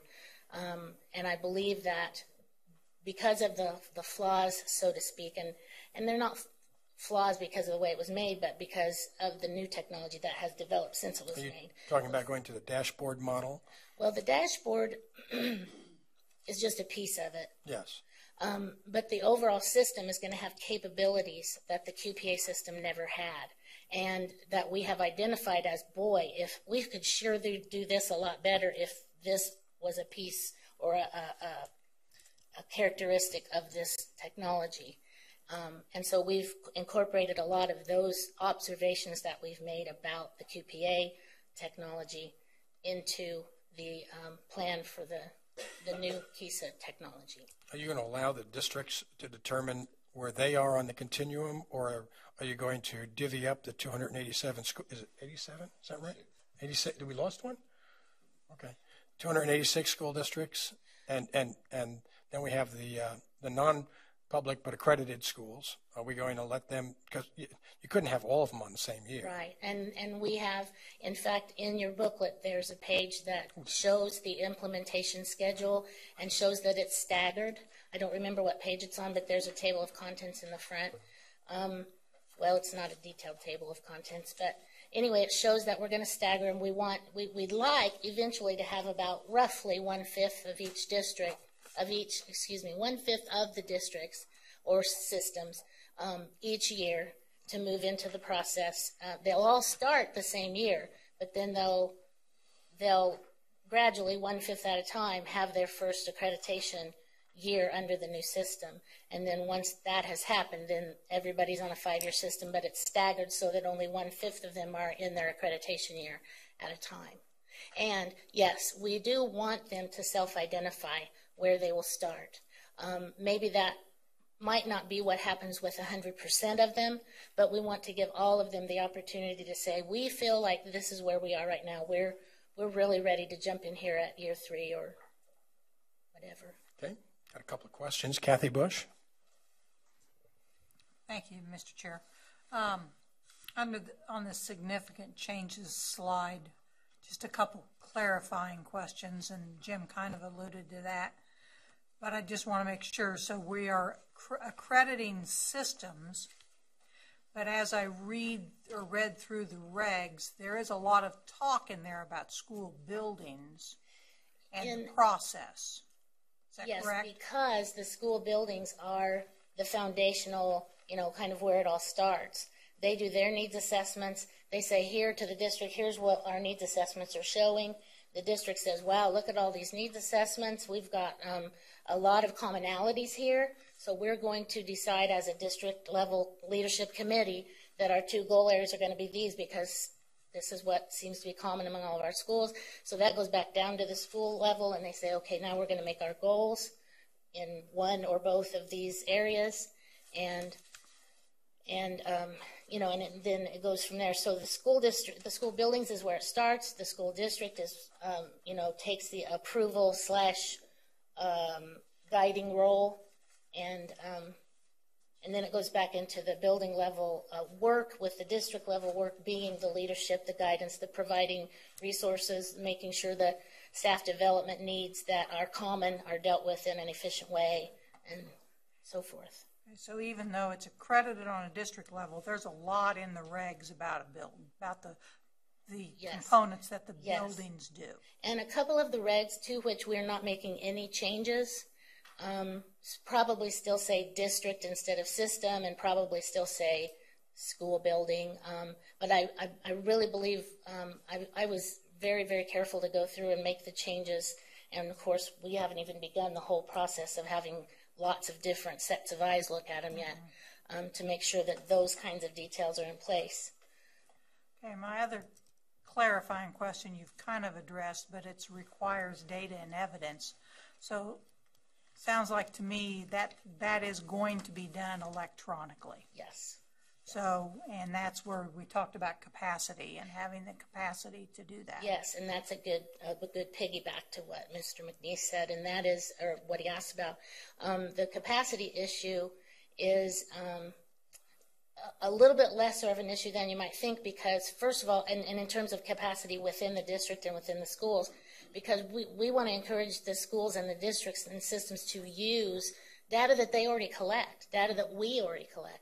And if it's data that we already collect, then what we want to do is have that tied into the system so that, it automatically populates. The district says, I want to use my attendance data, and it brings it over for them into the accreditation system. Well, that makes good sense, yes, rather than yes. doing it again. And then the districts, are not, I use the word free loosely, but free to say, well, we want to start collecting this data because we, and that would be something new and of their own initiative.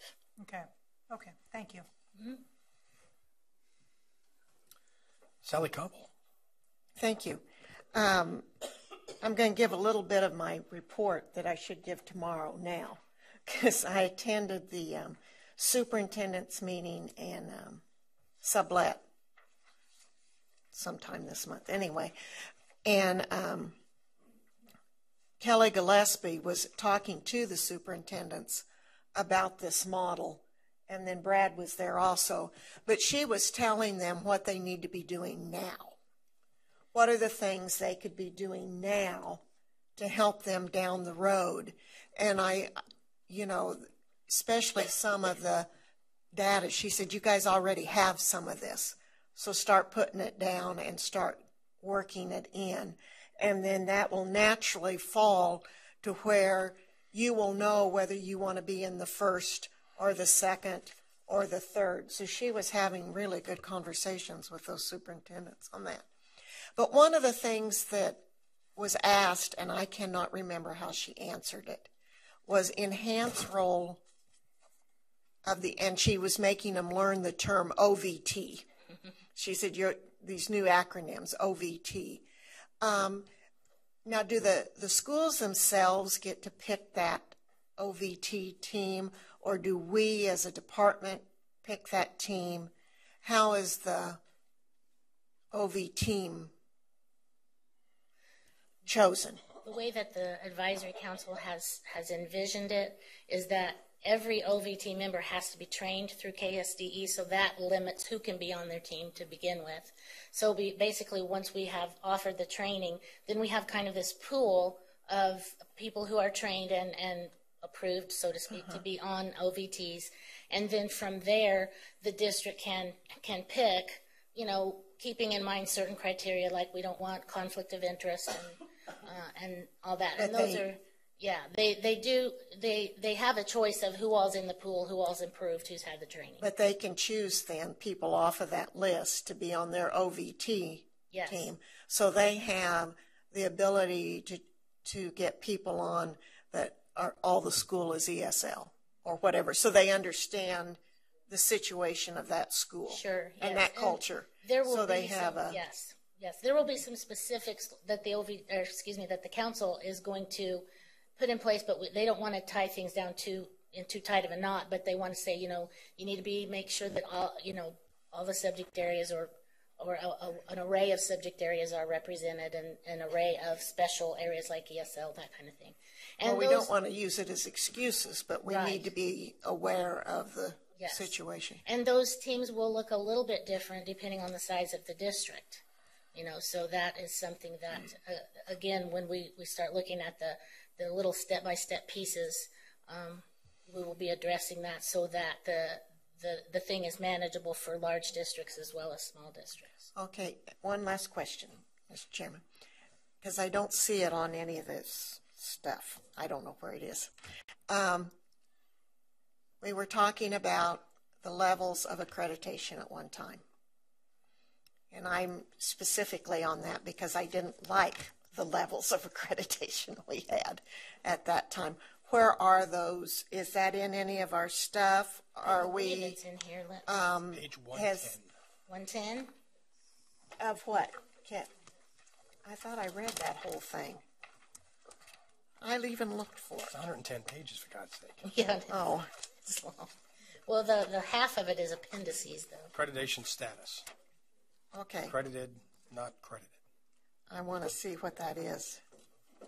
It's still we've have three levels. We have accredited, conditional, and not accredited. Okay, that's okay, because the last time I didn't like it, we had 5. Yeah, that was a few presentations ago, but yes. Okay, thank you. I'm a little happier. Thank you. I also see that under that accreditation that you created a status where they can get off quicker. Yes. They can get back into the accredited fold. Yes. Faster. Yes, and I think that's beneficial not only to them, but also, we need them to be working a little bit faster on those areas. Don't wait 5 years. Not giving them years and years to. They don't need that cloud for 5 Right. years. Right. Yes.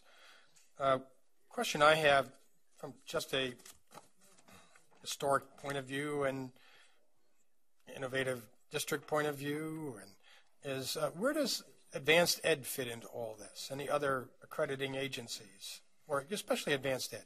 Because this is, I recognize this from advanced ed. There's some new features, but I'm sure there's new features in the last 5 years from advanced ed since I last. Sure. Well, and at this point, the State Board of Education is the accrediting body. Sure. But if there are quality approaches, and advanced ed would be one. The needs assessments that take place within KLN and the priority and focus schools.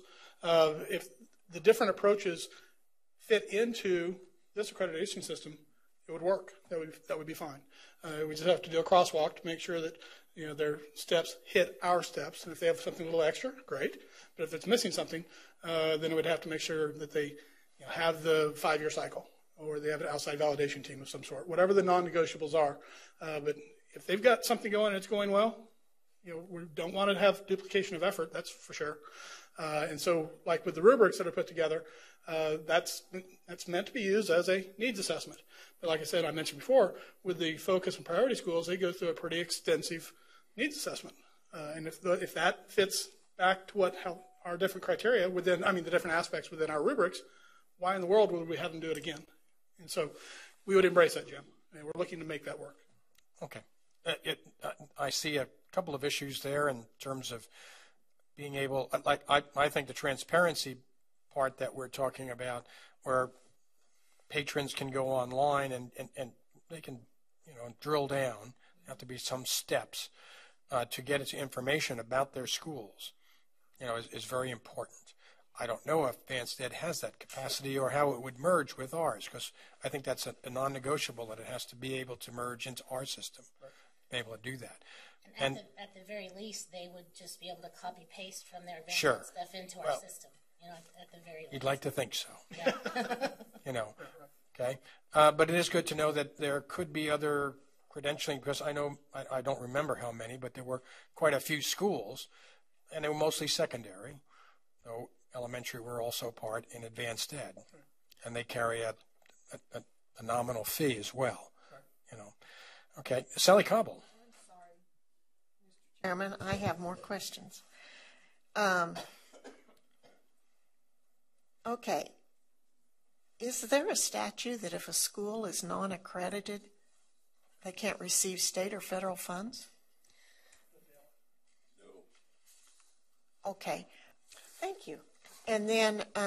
well, there is one. The Kansas State High School Activity Association, you have to be accredited to be a member.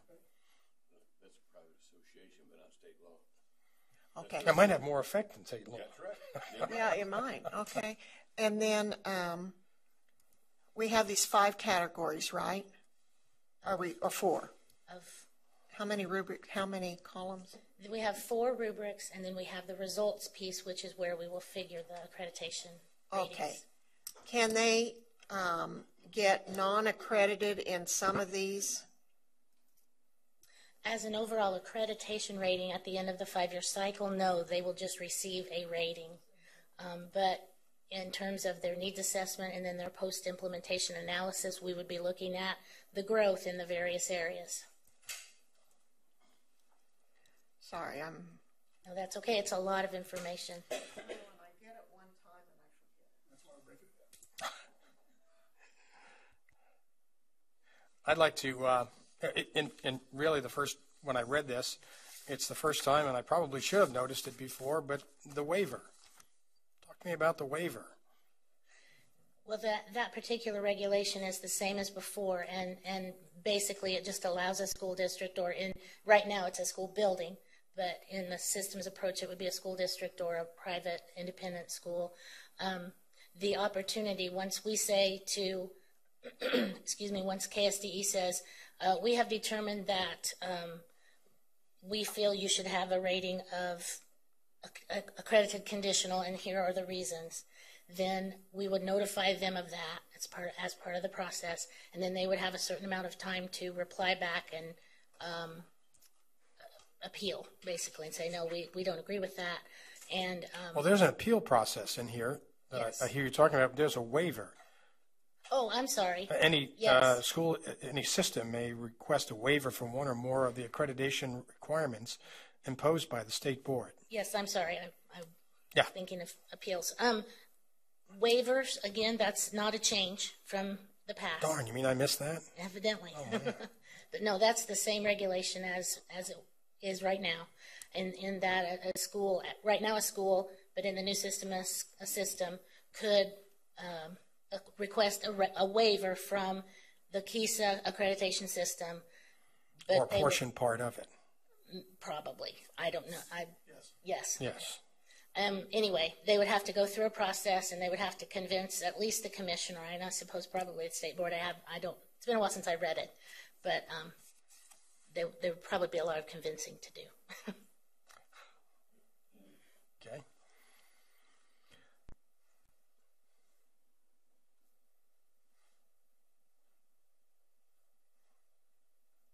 Okay. Well, thank you very much. And I do want to kind of piggyback on what Scott said earlier, and that is, we have our strategic planning coming up, and how does this fit in that whole direction that we're going to be going? You guys have done a lot of work, and I want to thank you for going back in and listening to our comments and adjusting, and I realize that this has been a long and very arduous task in the last year and a half since we first met, well over a year ago, over at the Brown versus Board of Education building. Certainly. I'm going to just go out on a limb a little bit, and I'm going to say we're probably going to need some time to read all the material that you just gave us, and probably going to need a lot longer than this. I don't know if we have a lot of work to do on this. Many layers to this. You guys have done a great job. I think it really comes down to us and our responsibility to own this. Yeah. Many layers to this, and so that's really the purpose of the day, is just say, here's a little bit more, here's another piece of it, but ultimately, yeah, Jim, it's going to have to all come back together, because either we're doing it or not. Yeah. All these are pieces and parts that come together. And we appreciate all the feedback, because it's only through the good, hard conversations where we grow and get to the point where it's seems more doable. Okay. Well, thank you very much. I appreciate your time and patience with us, and please express to the QPA committee working on the accreditation process here. I know a little frustration from them, but they've been real troopers, and they're staying with it, and I really appreciate their hard work and thoughtfulness in this whole process, especially yours as leaders. So thank you very much. We'll relay that to them. We have a meeting coming up. I'm sure you have many meetings coming up. Thank you very much. But we don't get rid of,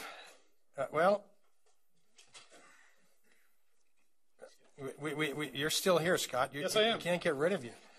Okay. Special day. And speaking of accreditation, we're talking about accrediting schools for the 2015-2016 school year. Correct. And what a bonus, without all the work we just talked about. That's correct. Because we can't do the AMOs, we could do a lot of the other things, but we can't do the AMOs, which are at the core, showing the success of schools. And so what the so Scott's here to talk to us about again, we be taking a vote on accrediting all the schools of the state of Kansas, and then we have the God, it just escapes me, the two levels of schools, the focus and priority schools, who would continue their status, I believe, into this as well. Is that correct? Remain accredited. Remain accredited. Right. Continue their work that they're doing. Correct. Everyone. Okay. And like Jim alluded to, we have 1 year of testing data, so AMOs cannot be set. Right. And we're in transition. And so we need to take a motion, or we're recommending a motion to accredit all schools for the next school year. And this motion recommendation is coming from the Quality Performance Accreditation team, correct? That is absolutely correct.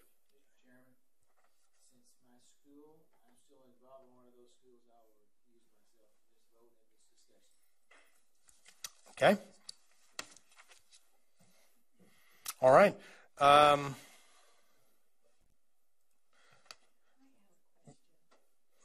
We're looking for questions, and Sally Cobble has a question. I have more questions than sense sometimes, I think. Those schools that have been on need of improvement for a while, have they been able to come off since we kind of held things in holding pattern? Have some of them come off and some new ones gone on? Within the realm in which I work, it's just the accreditation aspect. I honestly can't speak with knowledge about the focus priority schools, but as far as all buildings being accredited, so if they were before on risk or whatever it was, they're just accredited. Okay, because I think some of those schools are getting a bum rap because they're in this holding pattern, and I don't think that.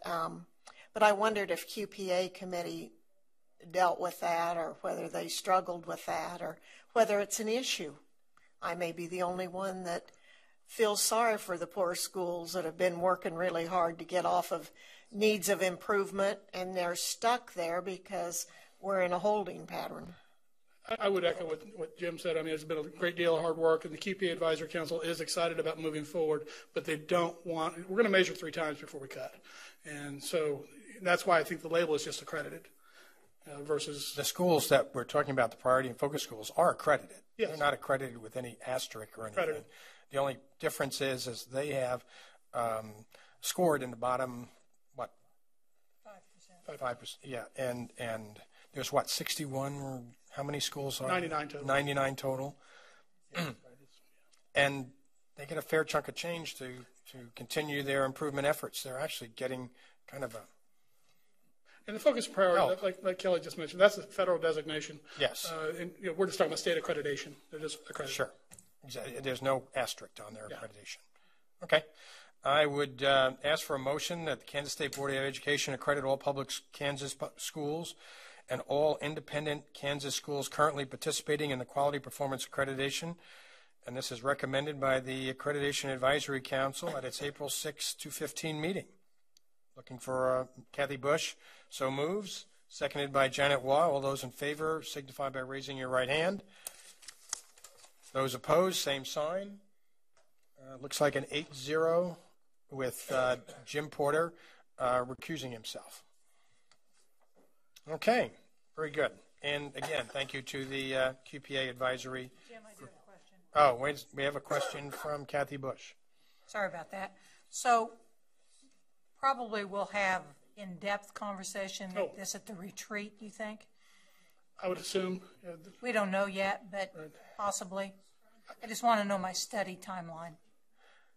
Well, one of the nice things we gave that, that's why I was bringing up that 2016 is when this would, if it, Right. following where we are right today, would be in 2016, that we would, and probably late spring, we would be dealing with this as an action item.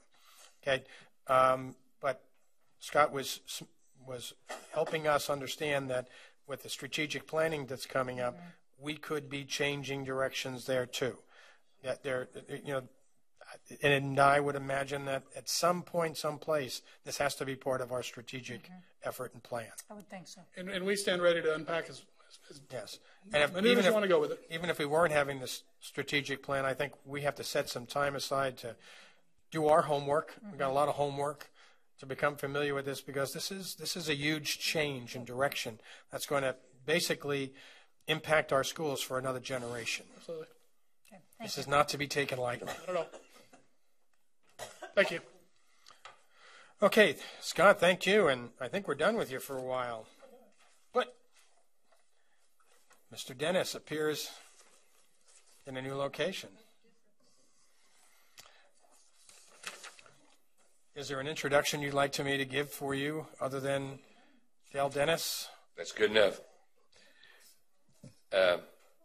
High-ranking education official for the state of Kansas. You want to stand for a minute? Or are you in good shape? No. It's the bowing part that we have trouble with.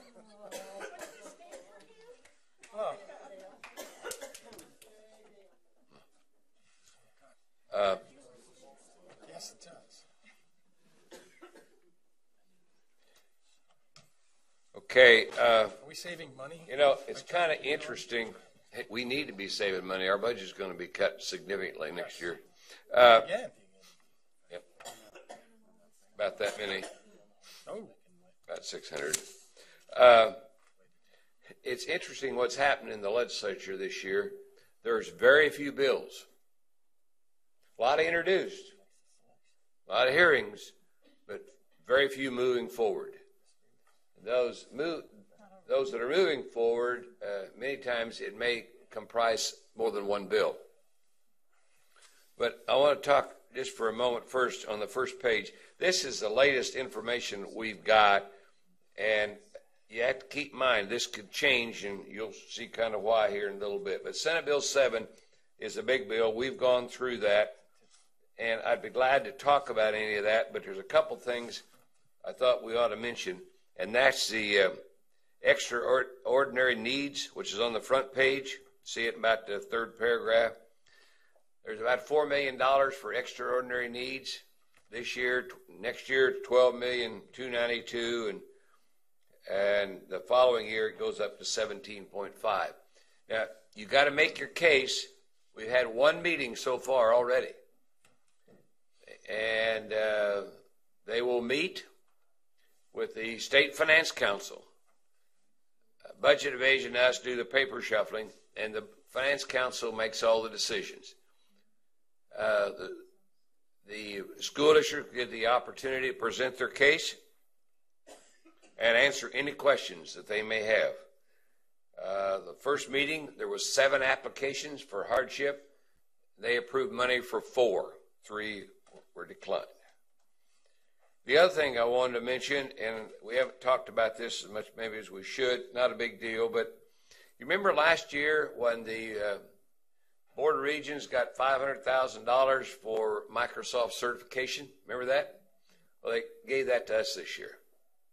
So that's coming to us to administer that. And the folks that work with us closer than I do, they got some ideas of how we can streamline it a little bit and maybe shorten it up a little bit, some of the bureaucracy involved.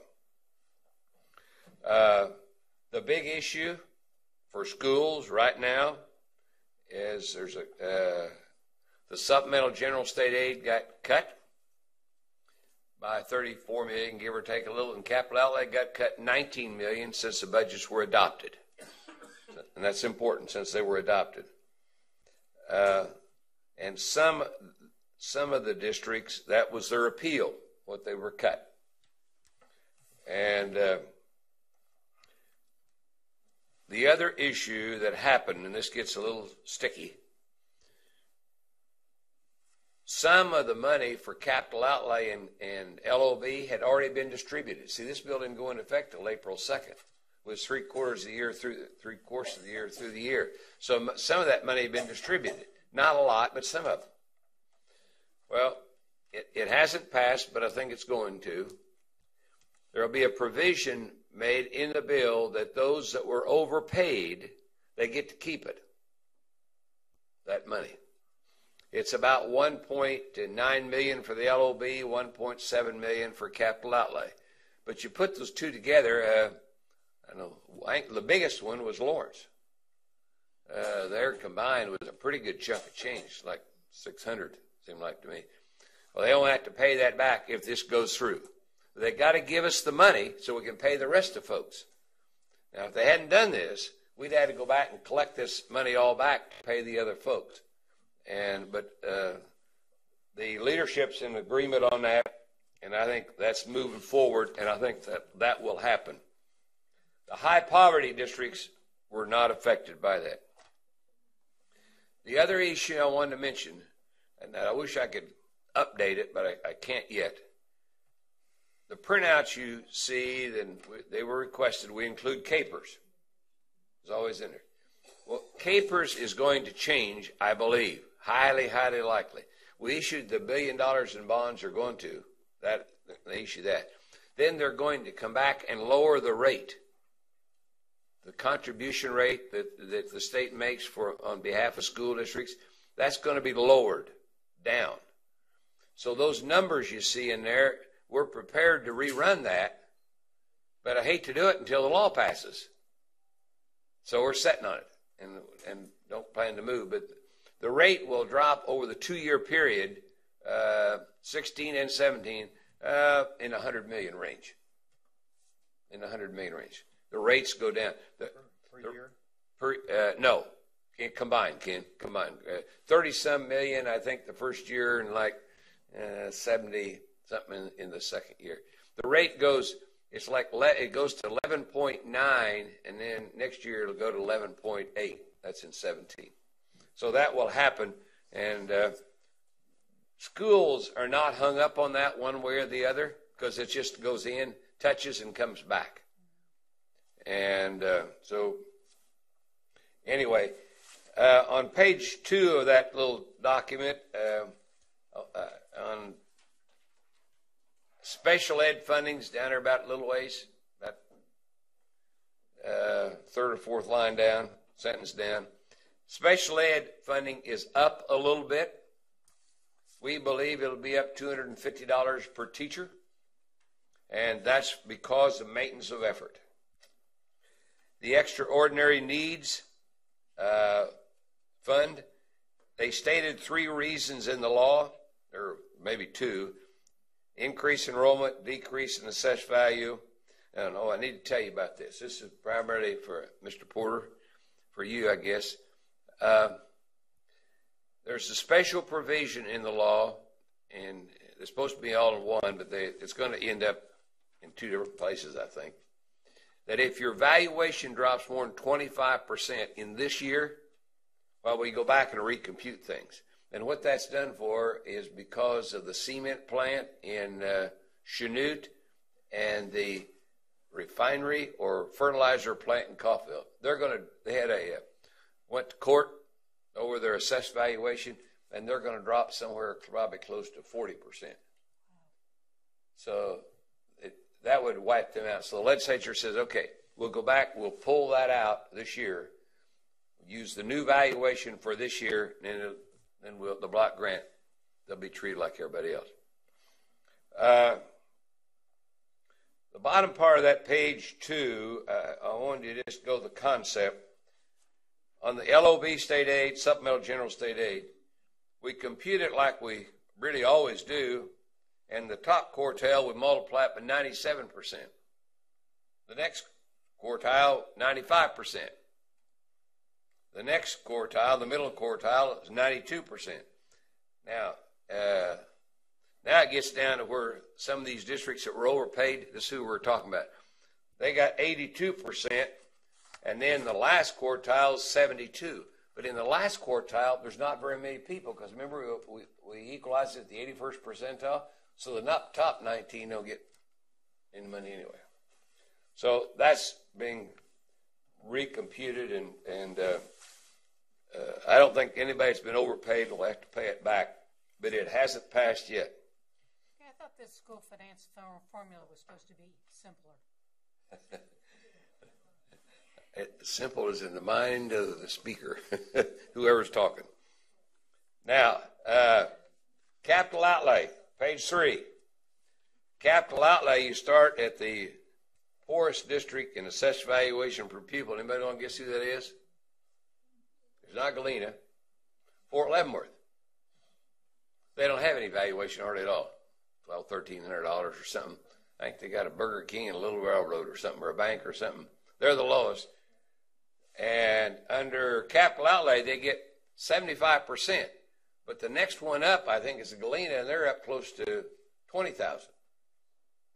So there's a big gump. You go from 75% for Galena, and then there's nobody in there for about 20 points. So they'll be at 55%, whatever. And that has the effect of pulling the aid down. That same formula it applies to bond interest. You're going to see, in my opinion, a reduction in the number of bond issues.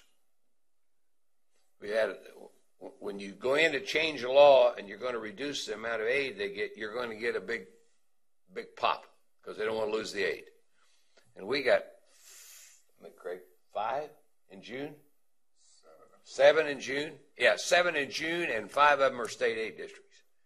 But, so anyway, that's going to have an impact. I think those will slow down big time next year.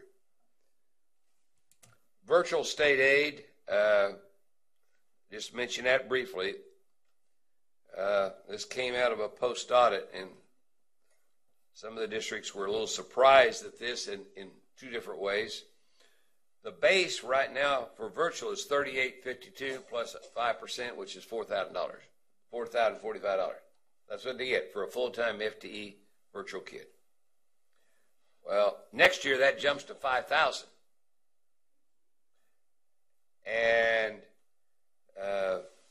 for any part-time kids, it'll be based on $4,045.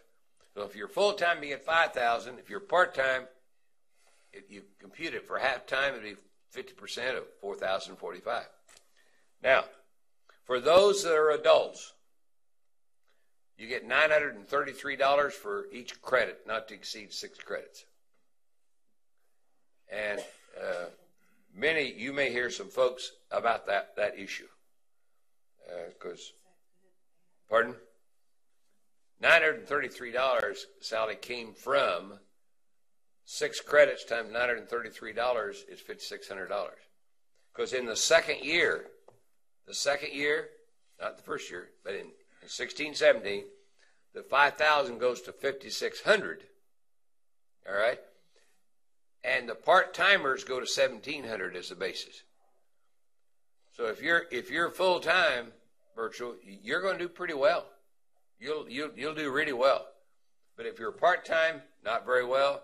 And then on the adults, 19 and over, it's $933 for each credit hour.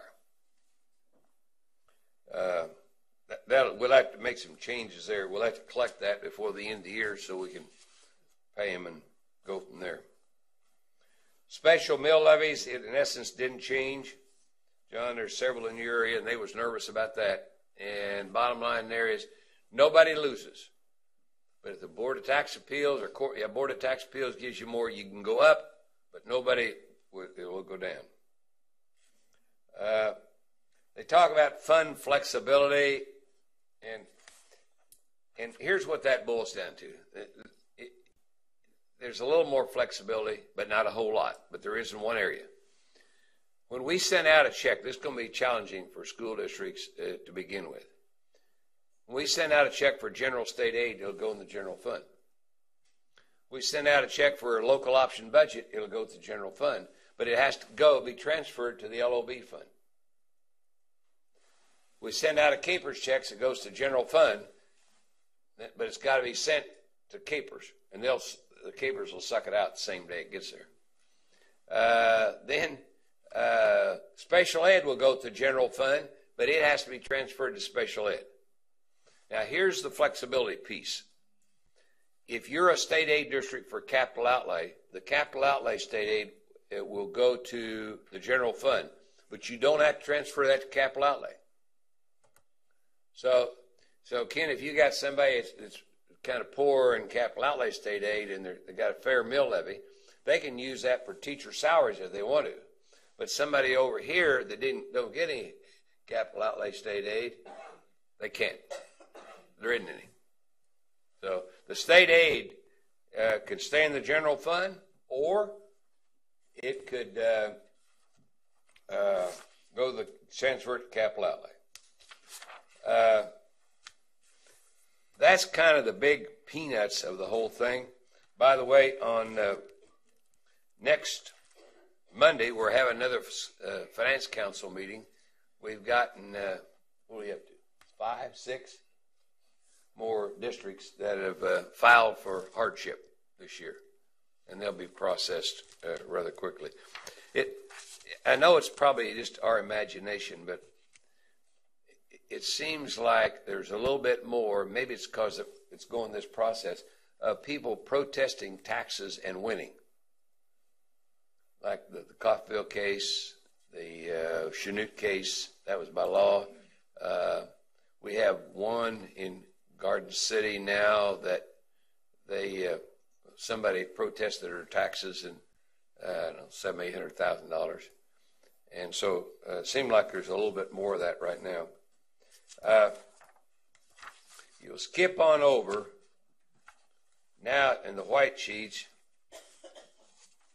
and this is really important, and it could change, and this is complicated, I think, on working after retirement. Now, I want to comment on that a little bit, and I may have told you this story, and I apologize if I did, but I was in a service center the other day, and a university representative was there. I said, how many special ed teachers are you putting out? And they said, I think it was 15. Jim, you was there, wasn't you? Yeah, about 15. Well, there's several co-op directors there, so I asked one, how many are you short? And 3 counties said I'm short, I think 7, and I got 3 retirees. So if counting them, he needed 10. I asked the next one, and she said she was short 5, I believe, and I said, well, the rest of you's out of luck because there ain't any more left. So that's a problem area. So what they did, you're going to hear more about this. If you've been working after retirement, in essence, you'll get 2 years that you can continue to work as you are right now. If you start this year, you got 1 year. Now, then what happens is at the end of that time, we will be required to pick 5 hard-to-fill positions. And those hard-to-fill positions, the school districts will be able to employ them just like they are now, working after retirement. Of course, you got to pay capers about 24% of their salary. But you'll be able to do that. Now, we survey school districts every August for, I don't know, 20 years, I suppose, to see what the shortages are. And I can tell you right now, special ed will be number 1. And next in line will probably be math, science, career tech ed, maybe counselors. What am I missing? Yeah, some years music. Then, and they can work there for 3 years under that kind of system. And after that, they're done, unless you can present a hardship case to the Joint Committee on Pensions and Investments, which is a little bit unusual if the legislature's getting in a little bit to the administrative side a little bit. But you would hope there wouldn't be too many of those. They've really wrestled with this one as to what to do and not to do. And there will be an interim study on it, I assume. There usually is. And this could change in a year. Depends on what happens. But we will probably come to you, not next year, but be the year after, come to you and with the 5 categories, because I think they should be approved by you. So we'll run the survey like we always do, but they won't have to be approved until we come to you. And because everybody's got 1 year. If they're already there, they get 2 years. The other issue, just laying the cards on the table, one of the areas that I don't think they'll be on the list would be superintendents. And I'd say that 10% of the superintendents would come under this bill. Craig and I went down and started the other day and went through the list, and I think we come up with at least 10%, but there could be more because we don't always know them all. They can do that. We wouldn't know it. The next little piece, next beige sheet, is a cleanup bill. It's everything that needs to be cleaned up that wasn't in Senate Bill 7. It started out in Senate Bill 300, and there are just numerous errors, or not errors. We never make errors over there. It's numerous corrections to carry out their intent. And that's what that's all about. And they had numerous little challenges here and there. There's no disagreement among the leadership on the policies. It was just getting in the bill and the money appropriated.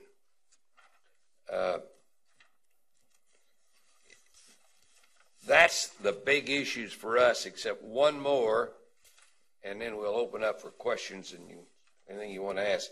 And Scott's monitored this one more than I have a little bit, and I've asked him to review that seclusion restraint because there have been lots of committee meetings.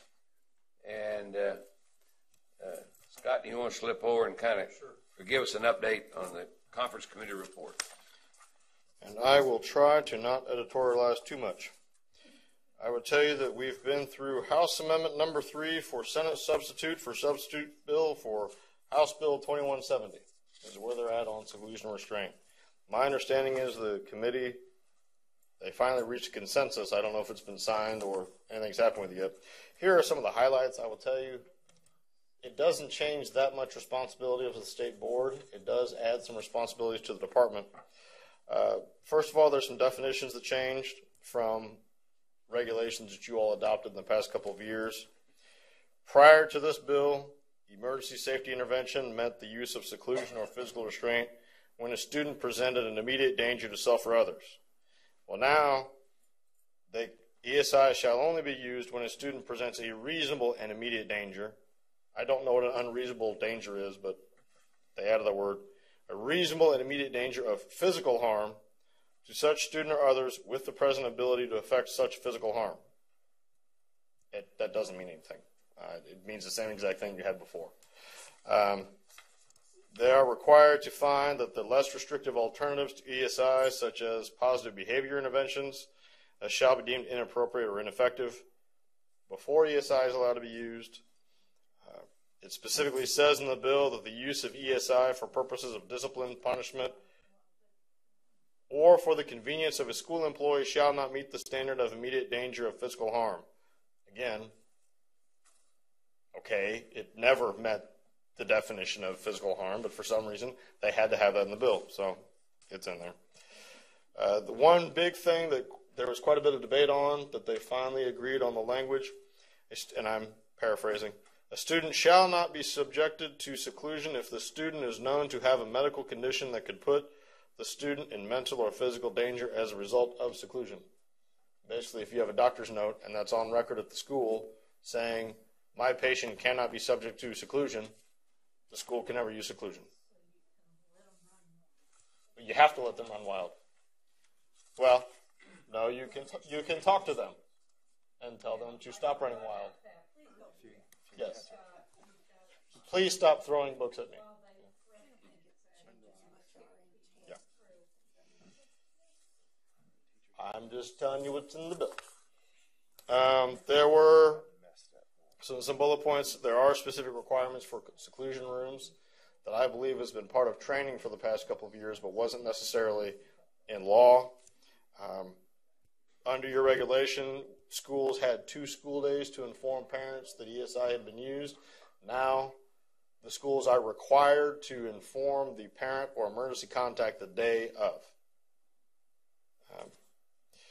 Parents shall be provided a copy of the standards, which I guess that means the law, a flyer on parents' rights, information on the parent's right to file a complaint, and if necessary, instructions on how to ask for administrative review in front of the state board. I'll get to that in a minute.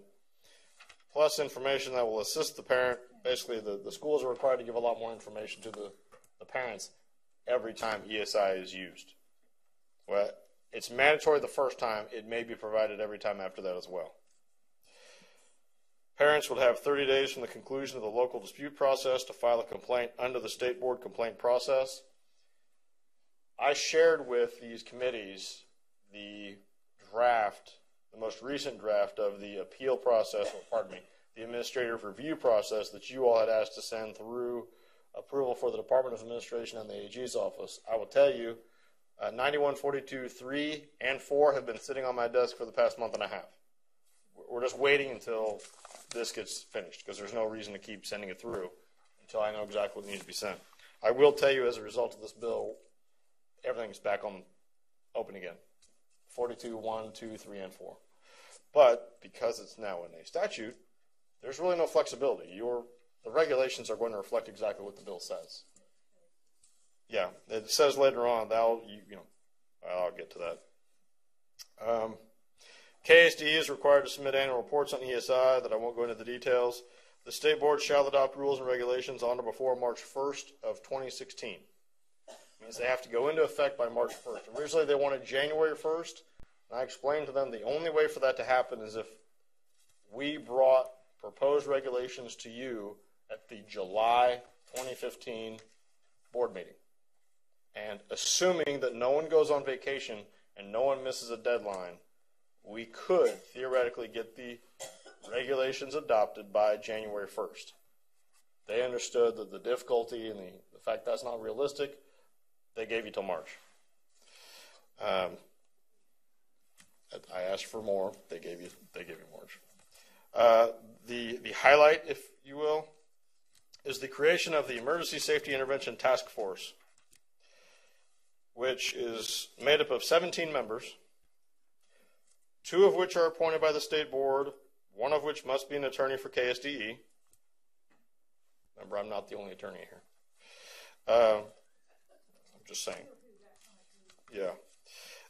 2 from DRC, 2 from Families Incorporated, one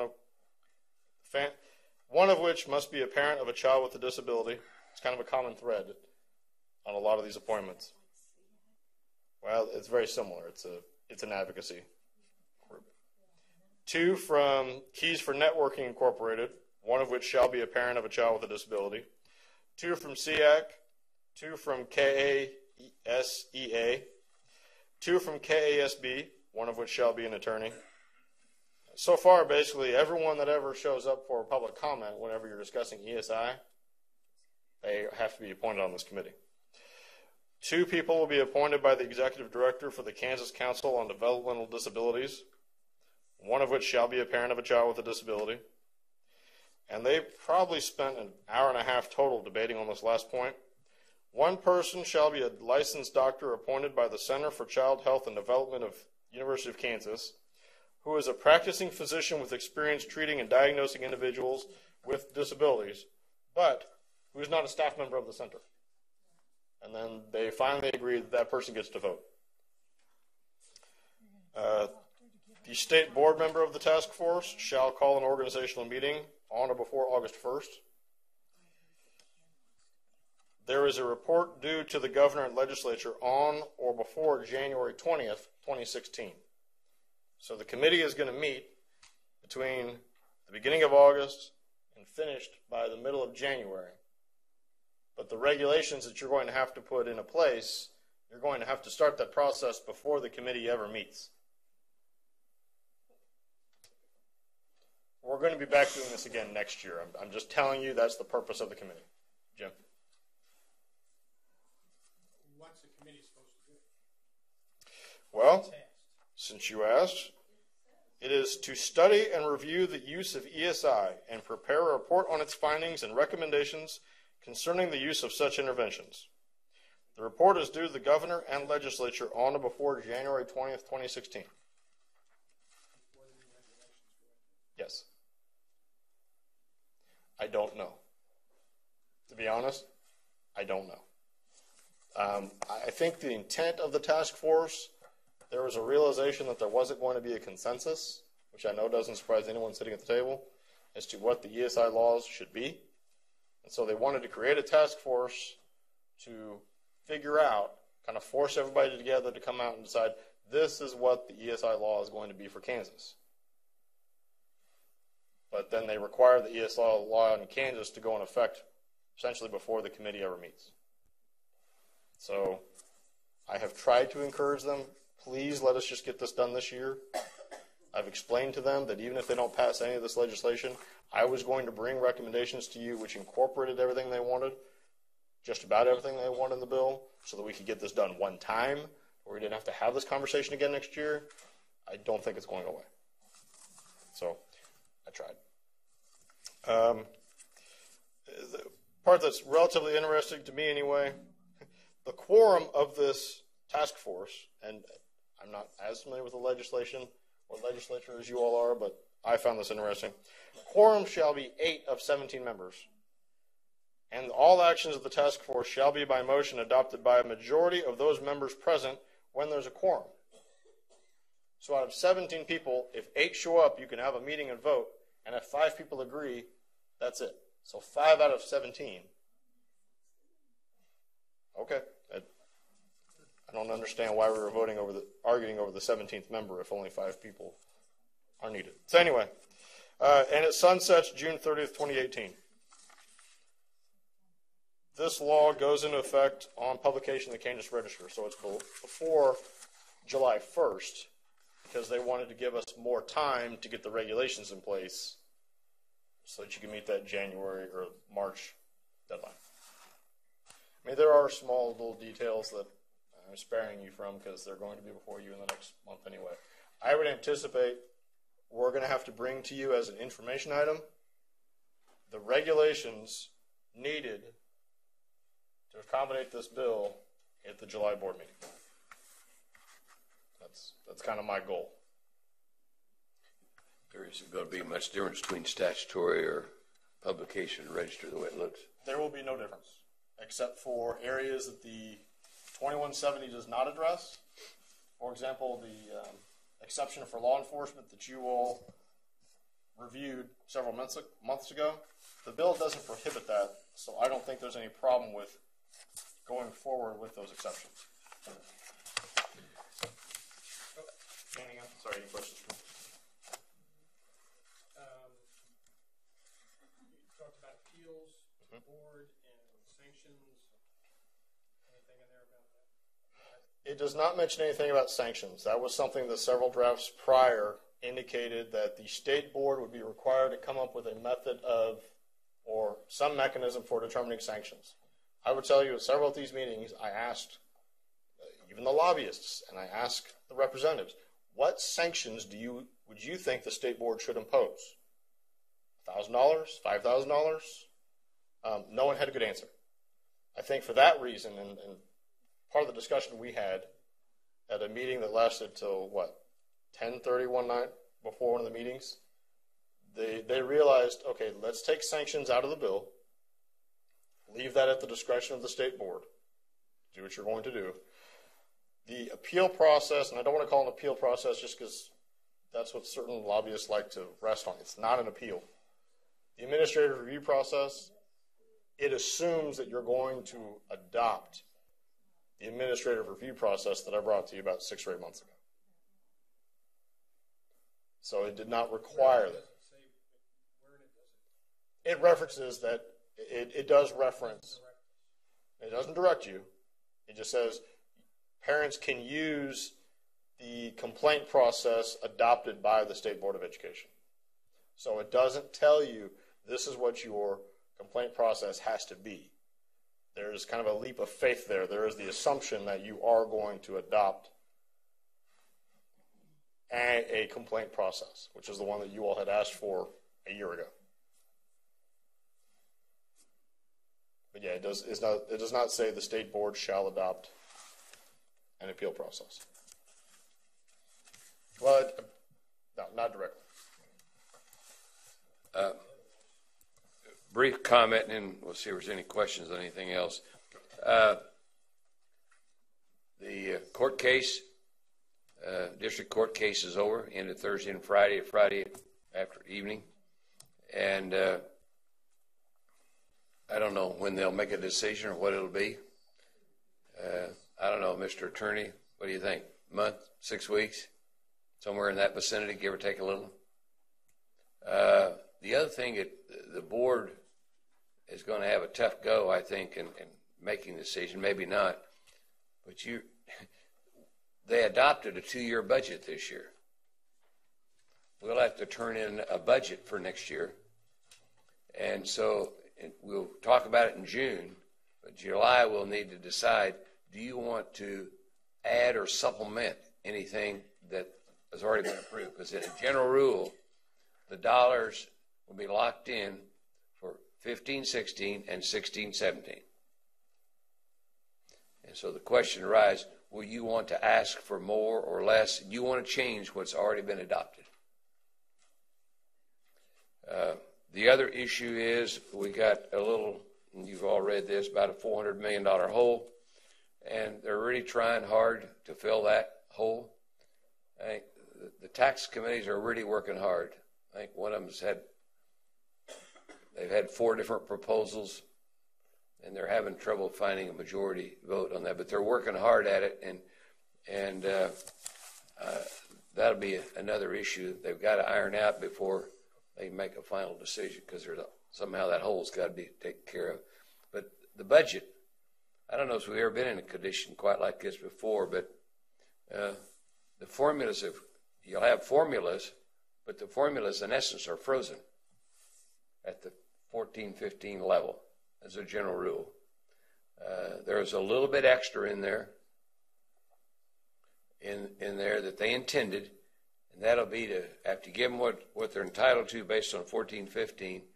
If it goes like they have planned, then anything left over, we'll prorate it based on the number of kids. So if there's theoretically, say there's $20 million, then we'll prorate it based on the number of kids. Split 20 million among 460,000 kids. So the question then arises, when we prepare the budget, we'll have to have some guidance and direction. We'll just talk about it next month, and in July we'll have to kind of arrive at a decision on what we want to do. I'd be glad to answer any questions about that or any of the bills we've talked about. The 90th day is Saturday. So I think it's going to be real difficult to get it done by then, but I think the tax committees is really working hard now to try to do that. I'd be glad, Mr. Chairman, to answer any questions you got if I can. Dale, I haven't been back to the legislature since the last board meeting because of my travel and catch up, but 2170 has come out of conference, but it has not been debated in either house. Is that correct? I don't believe so. All right. Now, see, when they do that, that is be a vote up or down. Yeah. And the conference committees agreed, so theoretically it goes to the Senate first, then back to the House, and so we don't have a vote on the floor right now on those two. Would you suspect there will be considerable debate? I think the Senate will pass it rather quickly. My guess is, in the House, it's hard to say. They haven't done a lot of debating recently, but if I had to guess, I'd guess it probably would pass eventually because they can't amend it, not on the floors, not a conference committee. So there could be some close votes, but I'd guess it'd likely happen.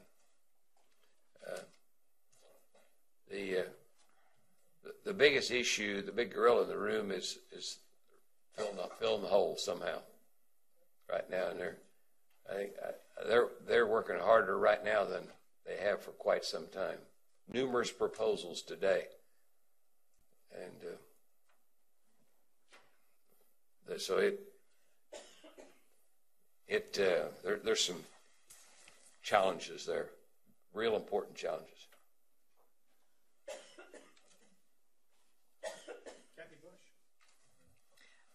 Dale, and I know that's what they're working on is the revenue side, which obviously they should be.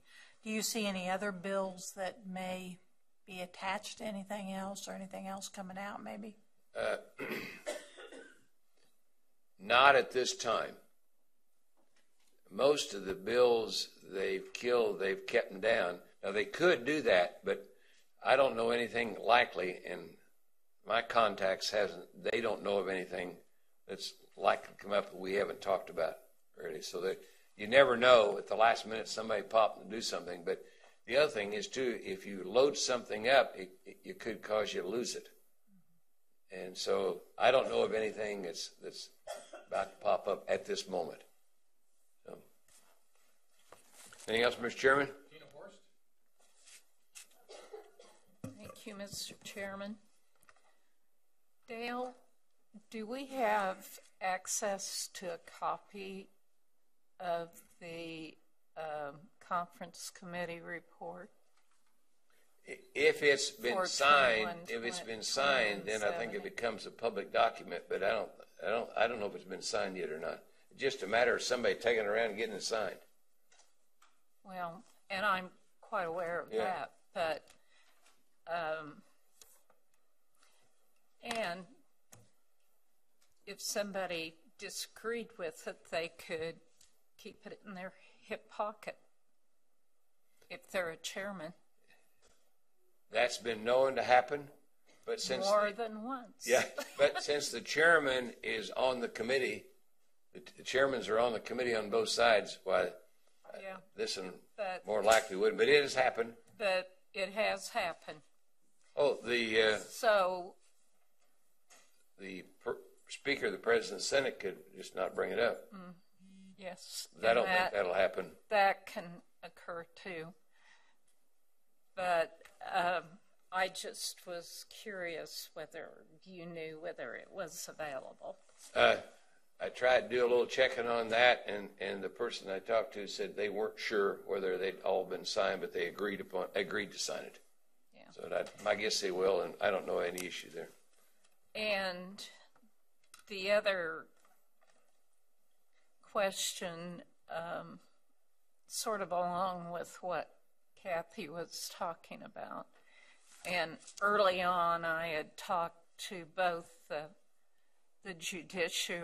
judiciary chair in the House and the corrections and juvenile justice chair about a concern with the fingerprinting, and to kind of give them a heads up that because the sponsor of that bill serves on both of those conference committees. So if there was a way to work it in, I'm sure you'd have to get agreement.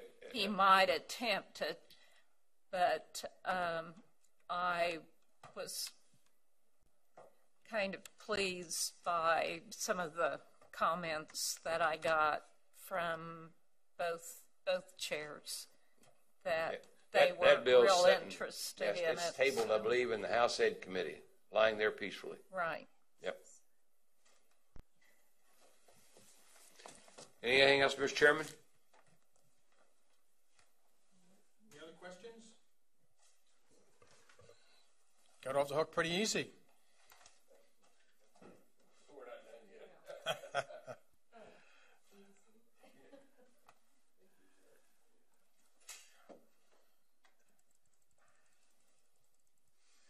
The next item on our agenda is the consent agenda, and we have pulled item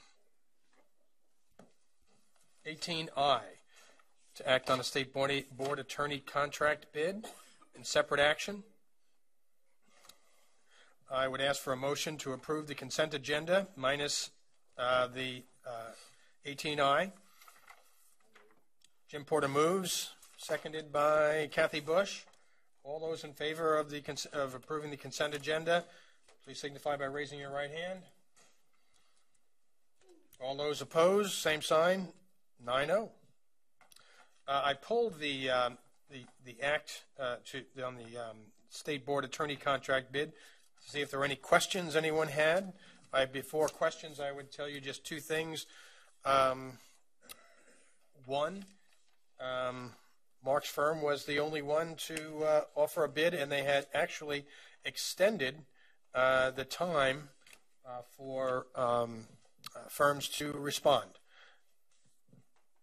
So you were the only bidder in this case.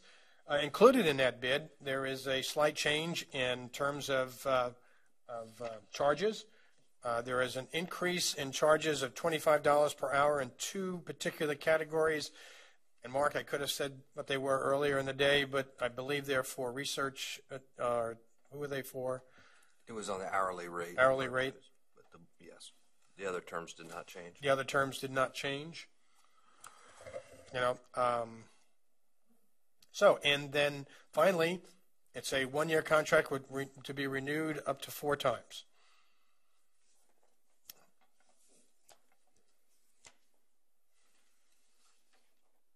Any discussion, questions?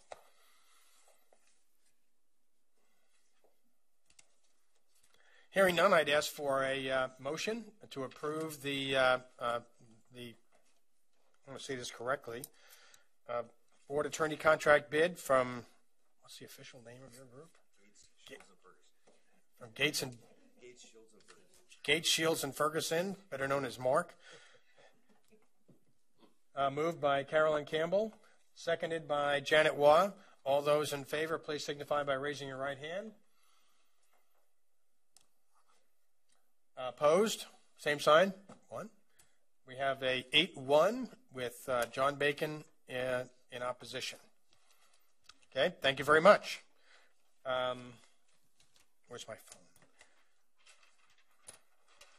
I think that comes to the end of today.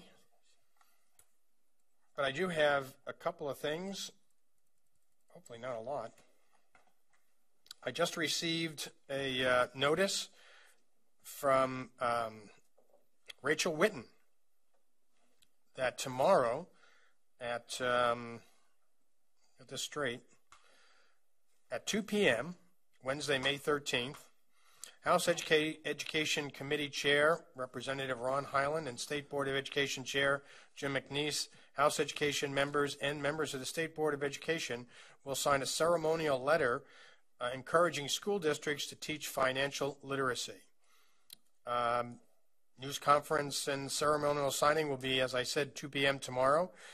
Where? It'll be at the Secretary of State's ceremonial office at 212 North State Capitol Building.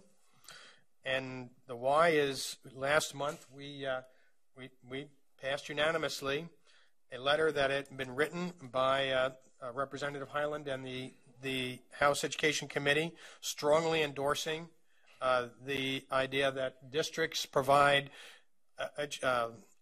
educational literacy in their curriculums before graduation, and that was pretty much that districts could decide for themselves how to do it, but at the same time, we wanted them to do it, coming just short of mandating it, and requiring them what to do and when to do it and how to do it, giving them the flexibility of local control in terms of how and when and how much they spent. I would have considered it an unfunded mandate if we had made them do it. And I know that districts large and small, in a variety of ways, do provide financial literacy for their students. So I would do two things. One is encourage you tomorrow. I know that we many times like to hit the road as soon as we can, but our support, quite frankly, is important to the House Education Committee, and I think being invited to such an environment and such an activity speaks well for working together. I think symbolically it would be good for us to have a contingent of folks there. I realize it's late notice, but if you can, let me know tomorrow if you're going to be there, and I will let Representative Highland anticipate, who's going to be there. So if you know now, let me know.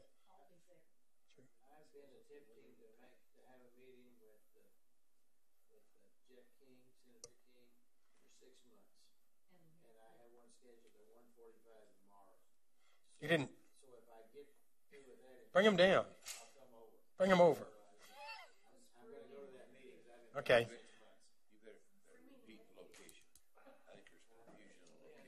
Okay, location.